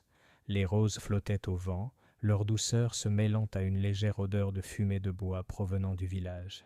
« Jane, » murmura Madame Bantry, « croyez-vous vraiment que Tom Penrith est innocent ?»« Je le sais, » répondit Miss Marple d'une voix calme. « Il est jeune et s'emporte facilement, oui, mais la colère éclate. Elle ne prépare pas de spectacle. Le crime a été mis en scène pour un public. Tom aurait frappé dans l'atelier de poterie sans être vu. Non, c'est l'œuvre de quelqu'un qui voulait humilier Madame Harcourt aux yeux de tous. Quelqu'un qui craignait sa langue et son savoir, et qui rêvait de retourner ce pouvoir contre elle. » Elle marqua une pause, les yeux rivés sur le ciel qui s'assombrissait. Connie a vu quelque chose qu'elle n'était pas censée voir. C'est, je crois, le fil conducteur que nous devons suivre. Chapitre 10. Gants et étiquettes. Le lendemain, le soleil se leva chaud, de ce genre de matin d'été anglais qui attire même les âmes les plus confinées dans leur jardin. Pourtant, sous le soleil, Rose Hill était agitée. Les conversations dans la boutique et dans la ruelle étaient tendues. Les questions de l'inspecteur, le murmure du poison et l'ombre du soupçon avaient déstabilisé même les plus stoïques. Miss Marple, cependant, se promenait avec son air habituel et calme. Elle s'arrêtait au presbytère, s'arrêtait pour admirer les delphiniums de Madame Bantry et s'arrêtait à la poste pour acheter des timbres dont elle n'avait pas besoin. Partout où elle allait, elle emportait son sac à tricot, et partout où elle allait, les gens parlaient non plus librement qu'ils ne le voulaient. À midi, elle avait rassemblé ce dont elle avait besoin. 3 récits différents des gants que Madame Harcourt portait le jour de sa mort. Madame Pritchardel a juré qu'ils étaient gris pâle, un peu tachés, comme si elle avait manipulé quelque chose de désagréable. Mademoiselle Crampton a déclaré qu'ils étaient de couleur crème et tout à fait impeccables, jusqu'à ce qu'elle tombe. Connie Taylor, en larmes, a insisté sur le fait qu'il s'agissait de la paire du dimanche, de sa maîtresse, qu'elle avait soigneusement disposée ce matin-là. Pour Miss Marple, ces contradictions n'étaient pas une source de confusion, mais une source d'illumination. Chacun perçoit les gants de différentes manières, car ils sont symboliques. Ils représentent ce que l'on gère et comment. Cet après-midi-là, l'inspecteur Hewitt s'est rendu à la maison Bantry, son carnet à la main. Nous avons rassemblé suffisamment de preuves pour porter plainte contre Penrith, dit-il gravement. L'arsenic, la dispute de ce matin-là, son accès au cône. En résumé, l'affaire est claire. Le colonel Bantry hocha la tête d'un air approbateur. Je te l'avais dit dès le début, Hewitt. Ce garçon est un sale type. Mais les aiguilles à tricoter de Miss Marple cliquetaient sans cesse. Je me demande, inspecteur, si votre argumentation n'est pas trop claire. Presque obligeamment. Hewitt fronça les sourcils. Que veux-tu dire? Eh bien, dit doucement Miss Marple, il me semble que les gants de Madame Harcourt en disent long. De la cendre sur le pouce et l'index, comme si elle avait elle-même soulevé quelque chose de fumant. Cela suggère qu'on l'a forcée à le manipuler, ou qu'on l'a piégé. Fait pour? Oui. Et puis il y a les étiquettes. L'une correcte, l'autre pliée, dans sa poche, écrite de la main de M. Hargreaves. Les étiquettes nous disent qui nous sommes, inspecteur. En donner une fausse ou en cacher une bonne est une vieille façon de semer la honte. Hewitt l'observa. Alors tu penses que le meurtrier a placé ces choses?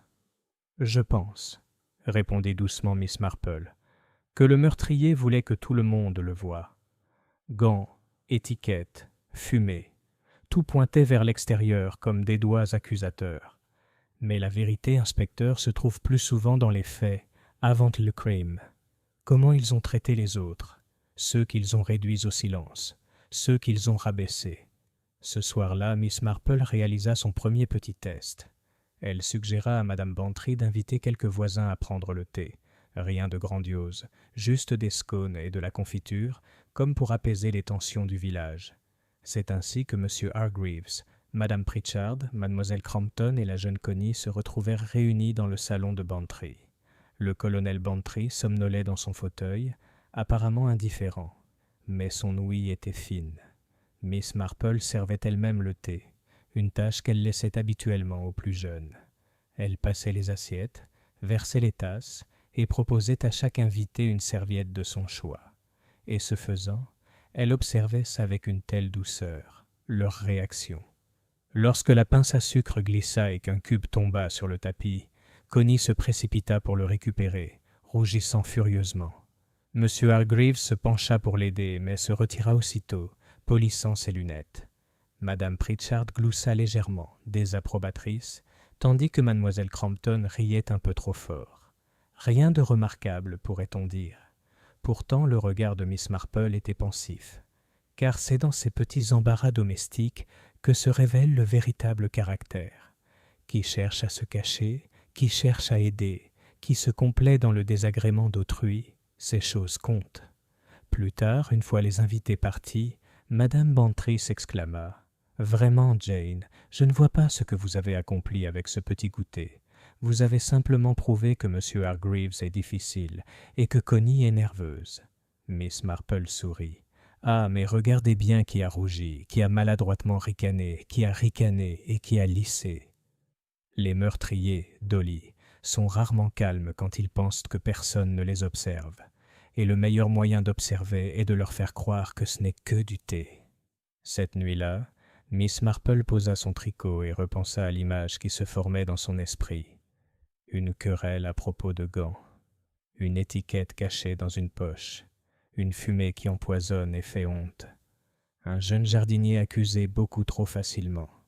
Quelque part parmi ces petites choses se trouvait la clé, et Miss Marple, qui avait vu la vanité et la méchanceté humaine sous de multiples formes, était certaine que le crime n'était pas une histoire de roses. Les roses n'étaient que le rideau. Le véritable drame était celui de l'orgueil, de l'humiliation et des secrets que Madame Harcourt avait trop longtemps gardés. Chapitre 11.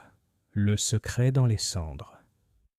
L'inspecteur Hewitt avait un jour confié à Miss Marple que le plus gênant dans les meurtres à la campagne n'était pas le manque d'indices, mais leur abondance. C'est comme trier du linge un lundi matin, avait-il dit. Tout est humide, emmêlé et sent légèrement le savon. On ne sait jamais à qui appartient chaque objet. Miss Marple repensa à cette remarque le lendemain, assise dans le petit salon des Bantry, revoyant mentalement les pièces du puzzle qui refusaient de s'aplatir. Des gants, des étiquettes, des cendres, de la fumée. Et toujours cette lettre brûlée avec le nom de M. Hargreaves, si commodément visible. Ce fut Dolly Bantry qui donna le coup de pouce suivant. Elle rentra précipitamment de sa course chez l'épicier, le visage rayonnant de triomphe. « Jane, tu ne devineras jamais ce que j'ai entendu. La femme de l'épicier dit que sa cousine de Marlécombe travaille à l'état civil, et elle jure que Madame Harcourt s'y était rendue l'année dernière pour des actes. Des actes de naissance, de décès et, remarquez-le, de mariage. Ça ne vous semble pas suggestif ?» Les yeux de Miss Marple pétillèrent. « Très bien. Les certificats cachent ou révèlent souvent les vérités les plus dérangeantes. La cousine de la femme de votre épicier aurait-elle su à qui? Non, mais elle a laissé entendre que cela avait un rapport avec les Lorimer. Ce qui est parfaitement logique, non? Après tout, ils ont été rayés du testament. » Miss Marple secoua doucement la tête. « Pas si vite, ma chère. On s'imagine souvent que testament et certificat vont dans le même sens. Mais parfois, l'un se contredit. C'est ce qui les rend si dangereux. Cet après-midi-là, l'inspecteur Hewitt vint lui apporter des nouvelles. Il avait obtenu de l'avocat de Madame Harcourt un paquet de papiers à moitié carbonisés, récupérés dans la cheminée. Parmi eux, un fragment portait un fragment de nom. Non pas Hargreaves, comme je l'avais d'abord pensé, mais quelque chose commençant par Har et se terminant par Dotton. « Harton » répéta Madame Bantry. « Ça pourrait être Harrington, ou Charlton, ou le nom de jeune fille de Lorimer, » murmura Miss Marple à moitié pour elle-même. « Charlotte Harrington, n'est-ce pas ?» L'inspecteur Hewitt la regarda d'un air sévère. « Vous en savez plus sur la famille que vous ne le dites, Miss Marple. » Elle sourit sereinement. « On entend des choses en tricotant dans le jardin du presbytère. Charlotte Harrington a épousé John Lorimer il y a 30 ans. Si Madame Harcourt possédait un certificat portant ce nom et qu'elle l'a brûlé, eh bien, c'est peut-être le fil qu'il nous faut. » Le lendemain, Miss Marple rendit visite à nouveau à Madame Lorimer. Celle-ci la reçut avec une réticence visible, mais la douce présence de Miss Marple fit bientôt fondre sa résistance. « Ma chère, » dit Miss Marple, « je ne vous pose pas cette question par simple curiosité, mais parce que je pense que vous seriez plus en sécurité si vous parliez. Madame Harcourt a-t-elle jamais eu des informations sur vous ou votre famille, dont vous craignez qu'elles soient révélées ?»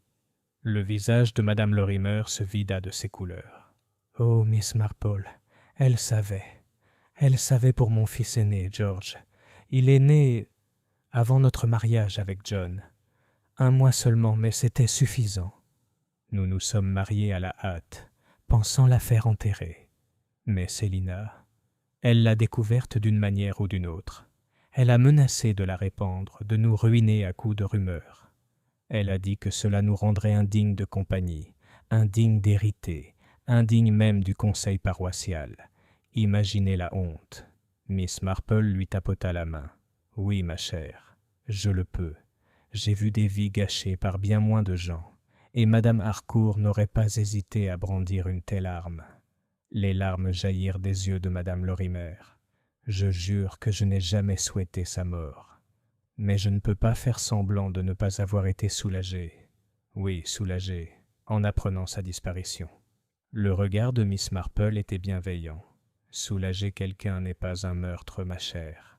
Et parfois, ceux qui se réjouissent trop ouvertement de la mort d'autrui ne sont pas ceux qui l'ont provoquée. Ce soir-là, alors que les Bantry étaient assis à table, Miss Marple partagea sa découverte. « C'est donc ça, » déclara Madame Bantry. Madame Harcourt gardait cela sur les Lorimer, tout comme elle menaçait Connie, et peut-être d'autres. Elle collectionnait les secrets comme certains collectionnent les petites cuillères. « Exactement, » dit Miss Marple. Elle aimait non seulement les roses, mais aussi les épines, et elle s'assurait que les autres les ressentent. C'est pourquoi sa mort fut organisée ainsi, en public, au milieu des fleurs qu'elle chérissait, avec des preuves pointées du doigt. Quelqu'un voulait que sa honte, sa cruauté, soient visibles de tous. Le colonel Bantry grogna. « Zut, Jane, si tu veux dire que tout le village avait raison, j'ose dire que tu as raison. Mais la raison, c'est une chose. Qui a allumé le cône, c'est là le hic. » Miss Marple baissa les yeux sur ses mains jointes. « Oui, Arthur, c'est bien là le hic. Mais je pense, si je ne me trompe pas, que la réponse ne réside pas dans la possession d'un cône, mais dans la compréhension du théâtre de l'humiliation. » Cette nuit-là, elle resta assise à sa fenêtre, regardant les roses s'agiter sous la lune. Les pièces du puzzle s'assemblaient maintenant. Une lettre. Brûle aimait en laissant un nom. Un certificat indiquant une naissance secrète. Un volonté qui excluait ceux qui pourraient le contester. Et toujours les scènes publiques de la fête, où la disgrâce pouvait fleurir avant la mort. La pièce était presque révélée, pensa Miss Marple. Un seul acteur aurait pu l'arranger ainsi, et bientôt, très bientôt, elle le prouverait. Chapitre 12. Le piège du papier et de l'encre. Miss Marple avait depuis longtemps observé que dans les villages, les ragots se comportaient un peu comme le vent qui souffle dans une haie. À la moindre ouverture, ils s'engouffraient et se propageaient sans contrôle. Sachant cela, elle décida que sa prochaine étape ne serait pas d'adopter le style méthodique de l'inspecteur Hewitt, mais plutôt sa propre manière discrète. Le samedi matin, elle se rendit donc au bureau de poste avec Madame Bantry. Là, en présence de Mademoiselle Crampton et de Madame Pritchard, toutes deux avides de nouvelles du village, Mademoiselle Marple laissa échapper une petite remarque. « On dit, observa-t-elle doucement, que parmi les cendres de Harcourt House, l'inspecteur a trouvé non pas une lettre, mais deux. Et celle-ci portait un nom presque intact. Dommage qu'elle soit si lisible. » L'effet fut immédiat. Madame Pritchard écarquilla les yeux. Mademoiselle Crampton laissa tomber son sac à tricot. Toutes deux la pressèrent de fournir des détails. Mademoiselle Marple, bien sûr, n'en fournit aucun. Elle soupira simplement et murmura « Eh bien, si c'est vrai, je suis sûre que nous le saurons bien assez tôt. Les secrets ont tendance à refaire surface. » À l'heure du thé, l'histoire avait parcouru la moitié du village, déclinée en une douzaine de variantes. Certains disaient que la lettre portait Hargreaves en entier, d'autres juraient dès qu'il s'appelait Lorimer. Une âme imaginative a même murmuré qu'il contenait la confession de Madame Harcourt elle-même. Mais Miss Marple ne se souciait pas de la broderie. Elle guettait une réaction unique, celle qui trahirait sa culpabilité. Ce soir-là, elle organisa une fois de plus un goûter tranquille dans le salon des Bantry. Seulement 3 invités cette fois. Monsieur Hargreaves, Madame Lorimer et la jeune Connie Taylor. Le colonel Bantry, assis avec sa pipe, donnait l'illusion d'une compagnie décontractée. Miss Marple versa le thé avec son calme habituel, puis remarqua, comme elle l'avait prévu. « C'est curieux, cette lettre, n'est-ce pas? Beaucoup disent qu'elle était destinée à être détruite, et pourtant elle semble déterminée à se faire connaître. » Madame Lorimer pâlit, serrant si fort sa tasse que la soucoupe en tremblait. Connie baissa les yeux et tordit sa serviette. Seul M. Hargreaves demeura calme en apparence, mais Mademoiselle Marple, qui guettait les futilités, vit ses lèvres se contracter comme pour retenir sa voix. « Je ne devrais pas croire les ragots du village, Miss Marple, » dit-il sèchement. « Ils sont rarement exacts. »« Rarement, » acquiesça-t-elle. « Et pourtant, quand les ragots commencent à effrayer quelqu'un, on sait qu'ils l'ont touché de près. » Il y eut un silence gêné et pesant. Puis Miss Marple, avec une apparente innocence, se tourna vers Connie. « Ma chère, Madame Harcourt vous a-t-elle déjà demandé de brûler des papiers dans la cheminée ?» Connie sursauta. « Oh, mademoiselle, une ou deux fois, oui, mais elle était toujours là pour voir ce qui se passait. » Murmura Miss Marple, « mais pas la dernière fois, je crois. Cette fois, l'incendie a été précipité, et pas par elle. » Monsieur Hargreaves repose sa tasse trop brusquement. Le thé coula dans la soucoupe. Madame Bantry haleta. Le colonel Bantry grogna. Mais mademoiselle Marple se contenta de sourire, sereine comme toujours. Plus tard, une fois leurs invités partis, madame Bantry s'écria. « Jane, tu les as appâtés comme des poissons à la ligne. Hargreaves a failli se trahir. » Miss Marple secoua doucement la tête. « Peut-être. Mais un homme peut sursauter aussi facilement lorsqu'il est accusé à tort que lorsqu'il est coupable. Connie m'intéresse davantage. Avez-vous vu ses mains trembler? Ce n'est pas la peur du soupçon, c'est la peur du souvenir. »« Tu veux dire, je veux dire, dit doucement Miss Marple, que Connie en sait plus qu'elle ne le pense, et bientôt je l'aiderai à s'en souvenir. » Ce soir-là, Miss Marple resta longtemps assise à tricoter, les aiguilles scintillant à la lumière de la lampe. Elle pensa aux lettres à moitié brûlées, aux noms volontairement laissés lisibles, aux gants marqués par la cendre, non pas à cause de leur utilisation, mais à cause de la manipulation d'objets qu'on ne devrait pas porter. Le piège avait été tendu, et déjà il captait une légère secousse.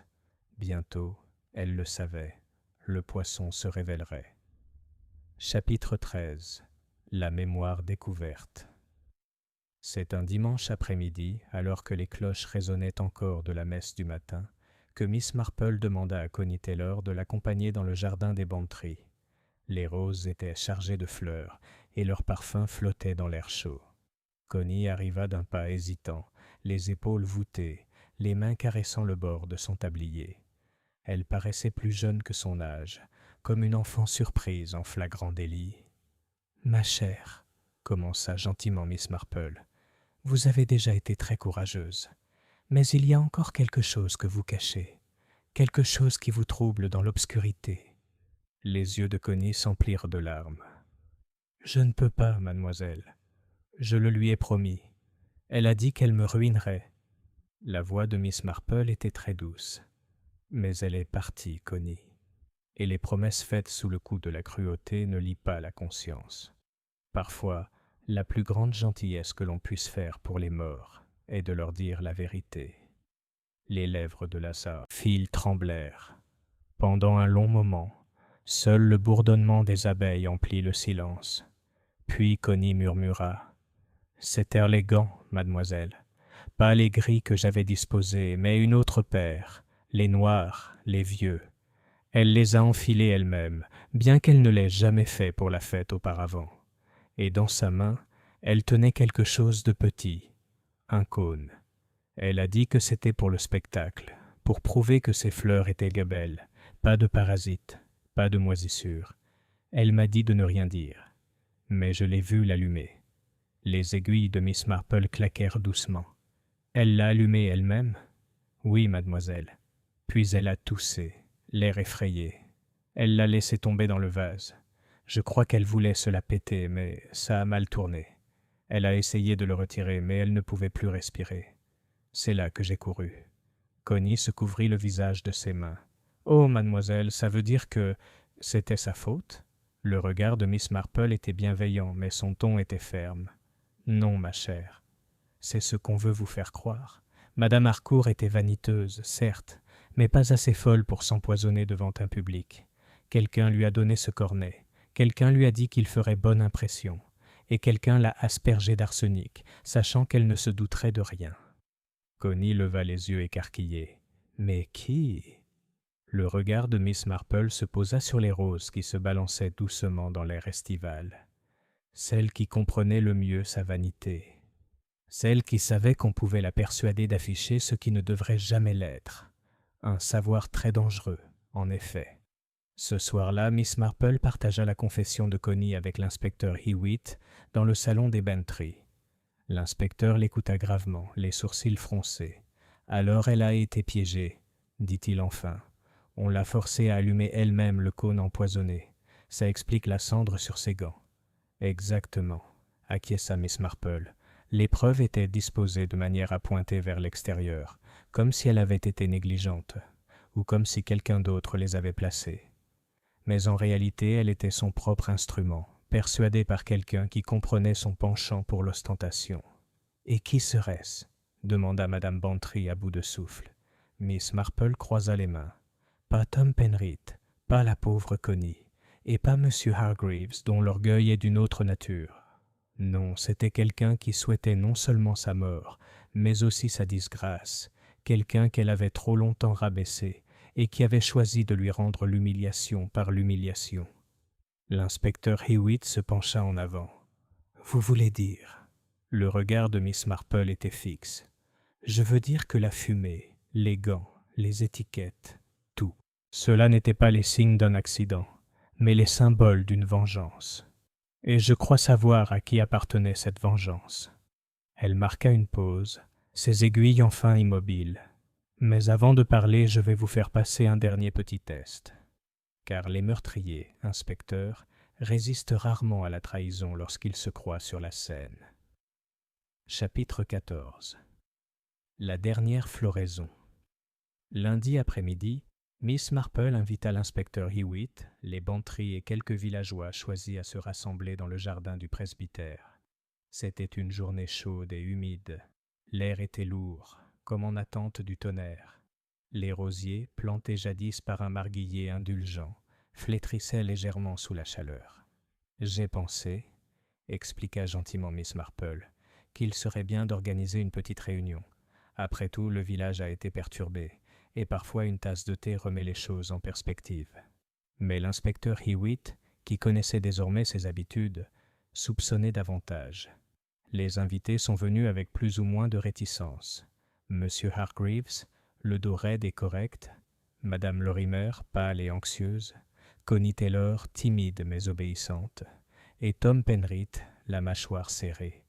Madame Bantry s'affairait avec des assiettes, tandis que le colonel Bantry marmonnait. « Zut, Jane, vous avez transformé la pelouse du vicaire en salle d'audience. » Miss Marple sourit. « Juste un salon, Arthur. Un tribunal, c'est trop dur. On se dévoile plus facilement autour d'un thé. » Lorsque tout le monde fut assis, Miss Marple commença de son ton le plus doux. « On a dit que la mort de Madame Harcourt était un accident, ou la faute de l'un ou l'autre d'entre nous. Mais je pense que c'était tout autre chose, une comédie. Quelqu'un l'a persuadée d'allumer elle-même un cône de fumée, sachant qu'il était empoisonné. Cet individu voulait non seulement sa mort, mais aussi sa disgrâce, aux yeux de tout le village. » Un frisson parcourut le groupe. Hargreaves murmura « Absurde ».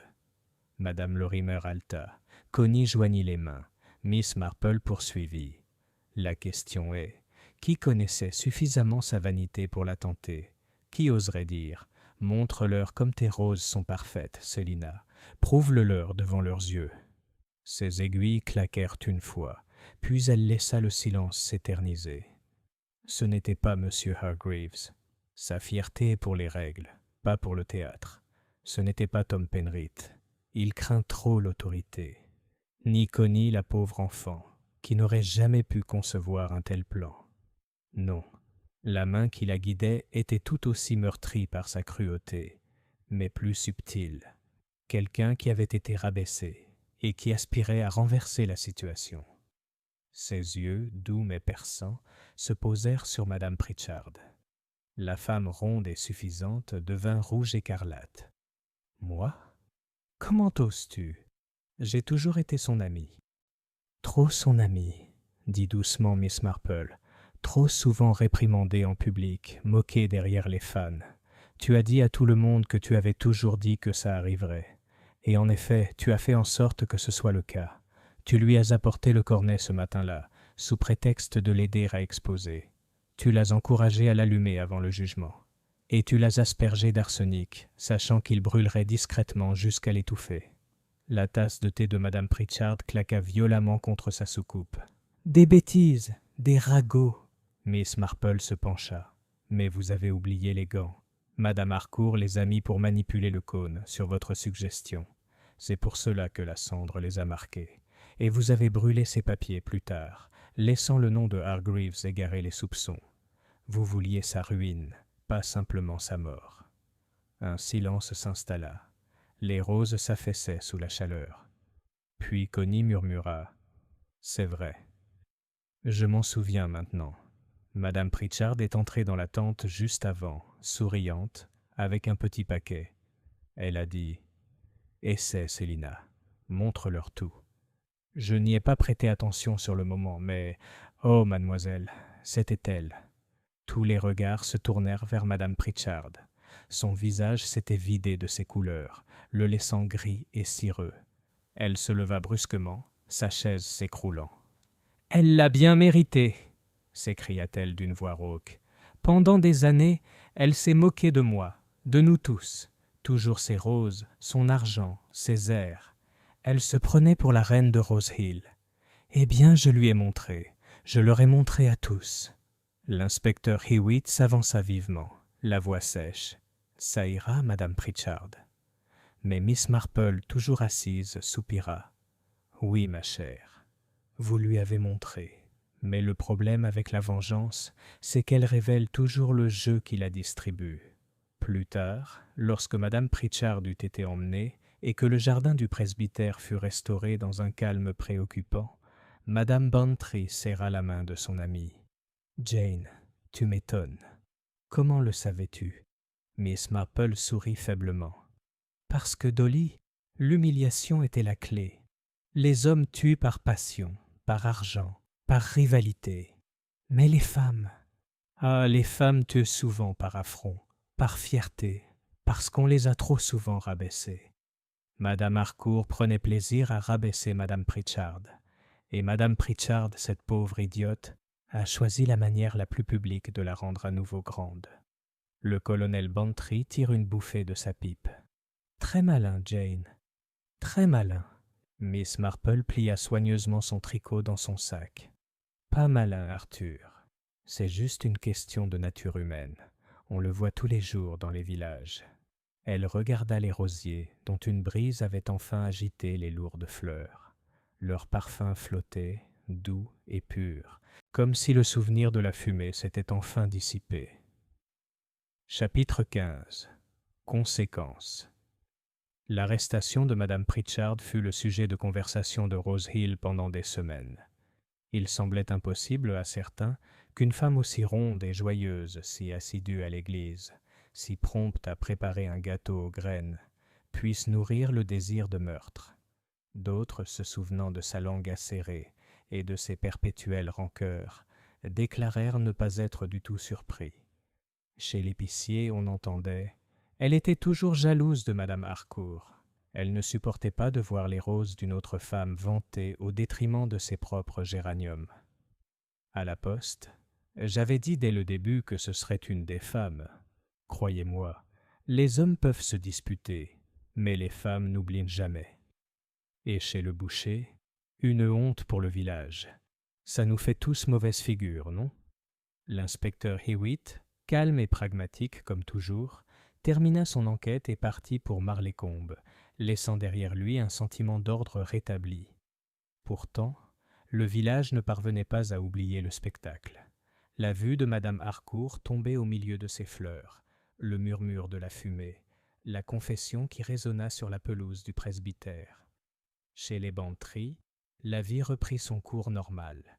Le colonel Bantry reprit sa pipe et son jardinage, tandis que Madame Bantry trouva toute cette affaire source de délicieux récits, lors des dîners qui suivirent pendant des mois. C'était Jane, bien sûr, disait-elle fièrement. Elle a tout vu quand l'inspecteur s'occupait encore des cônes et des jardinières. Elle est douée comme un roc. Miss Marple elle-même acceptait ses éloges avec une modestie dédaigneuse. Elle passait ses journées à tricoter près de la fenêtre, à soigner les roses des Bantry et à écrire des lettres à ses neveux et nièces. Mais dans le calme de sa chambre, elle réfléchissait. « C'est toujours pareil, » pensa-t-elle. Un léger ressentiment, entretenu trop longtemps, pousse comme un liseron, s'enroulant autour du cœur jusqu'à étouffer tout le reste. La pauvre Madame Harcourt et son orgueil, la pauvre Madame Pritchard et son envie, elles ont toutes deux été prises par la même racine, et tout le village en a ressenti le resserrement. Un après-midi, alors qu'elle s'apprêtait à retourner à St. Mary Mead, Miss Marple passa une fois de plus devant la pelouse où la fête avait eu lieu. L'herbe avait repoussé, les chapiteaux avaient disparu depuis longtemps, mais l'endroit conservait une légère atmosphère de solennité. Elle s'arrêta près de la haie, légèrement appuyée sur son parasol. Les roses des jardins voisins fleurissaient encore, douces et intactes. Leur parfum lui parvenait, chaud et généreux sous le soleil. Un enfant passa en courant après un cerceau et cria joyeusement « Bonjour, Miss Marple !» Elle sourit, le regard doux. La vie, elle le savait, avait le don de reprendre ses droits. Les roses refleuriraient, les fêtes auraient lieu, les ragots fleuriraient. Mais au-delà de tout cela, les vieilles vérités de la nature humaine subsistaient. L'orgueil, l'envie, l'amour, le ressentiment. Des racines d'où pouvait jaillir la beauté comme le poison. Après avoir jeté un dernier regard aux roses, Miss Marple se tourna vers la ruelle, le pas assuré, l'esprit déjà occupé par les pensées de St. Mary Mead, où, sans aucun doute, la femme du vicaire avait une nouvelle énigme qui attendait d'être démêlée. Chapitre 16. Épilogue. Roses et fumées. Quelques semaines plus tard, dans son propre cottage de St. Mary Mead, Miss Marple était assise près de sa fenêtre, tricotant. Le soleil de fin d'été éclairait les roses trémières, et les abeilles bourdonnaient avec contentement. Tout était calme, et pourtant son esprit revenait à Rose Hill. La fête du village, l'attente aux roses, la fumée invisible s'élevant dans l'air, ces images persistaient. Elle pensa à Madame Harcourt, fière et impérieuse, détruite non pas par la main directe d'un ennemi, mais par sa propre vanité, entraînée dans la folie. Elle pensa à Madame Pritchard, si ordinaire en apparence, si facilement oubliée, jusqu'à ce que le ressentiment se mue en vengeance. Les roses, songea Miss Marple, ressemblent beaucoup aux gens. Elles nous charment par leur beauté, mais leurs épines peuvent blesser profondément. Et la fumée, ah, la fumée dissimule, dérive, pique les yeux. Il ne faut pas se fier à ce qu'elle cache. Sous la plus jolie fleur, sous la fumée la plus épaisse, il y a toujours quelque chose de tranchant, de vrai. Elle posa son tricot un instant et joignit les mains. Dommage que la gentillesse ait pu si facilement l'empêcher. Un mot doux par-ci, un peu de générosité par-là, et le ressentiment n'aurait peut-être jamais pris racine. Mais la nature humaine apprend rarement. L'orgueil et l'envie fleurissent aussi facilement que les roses, et avec beaucoup plus de persistance.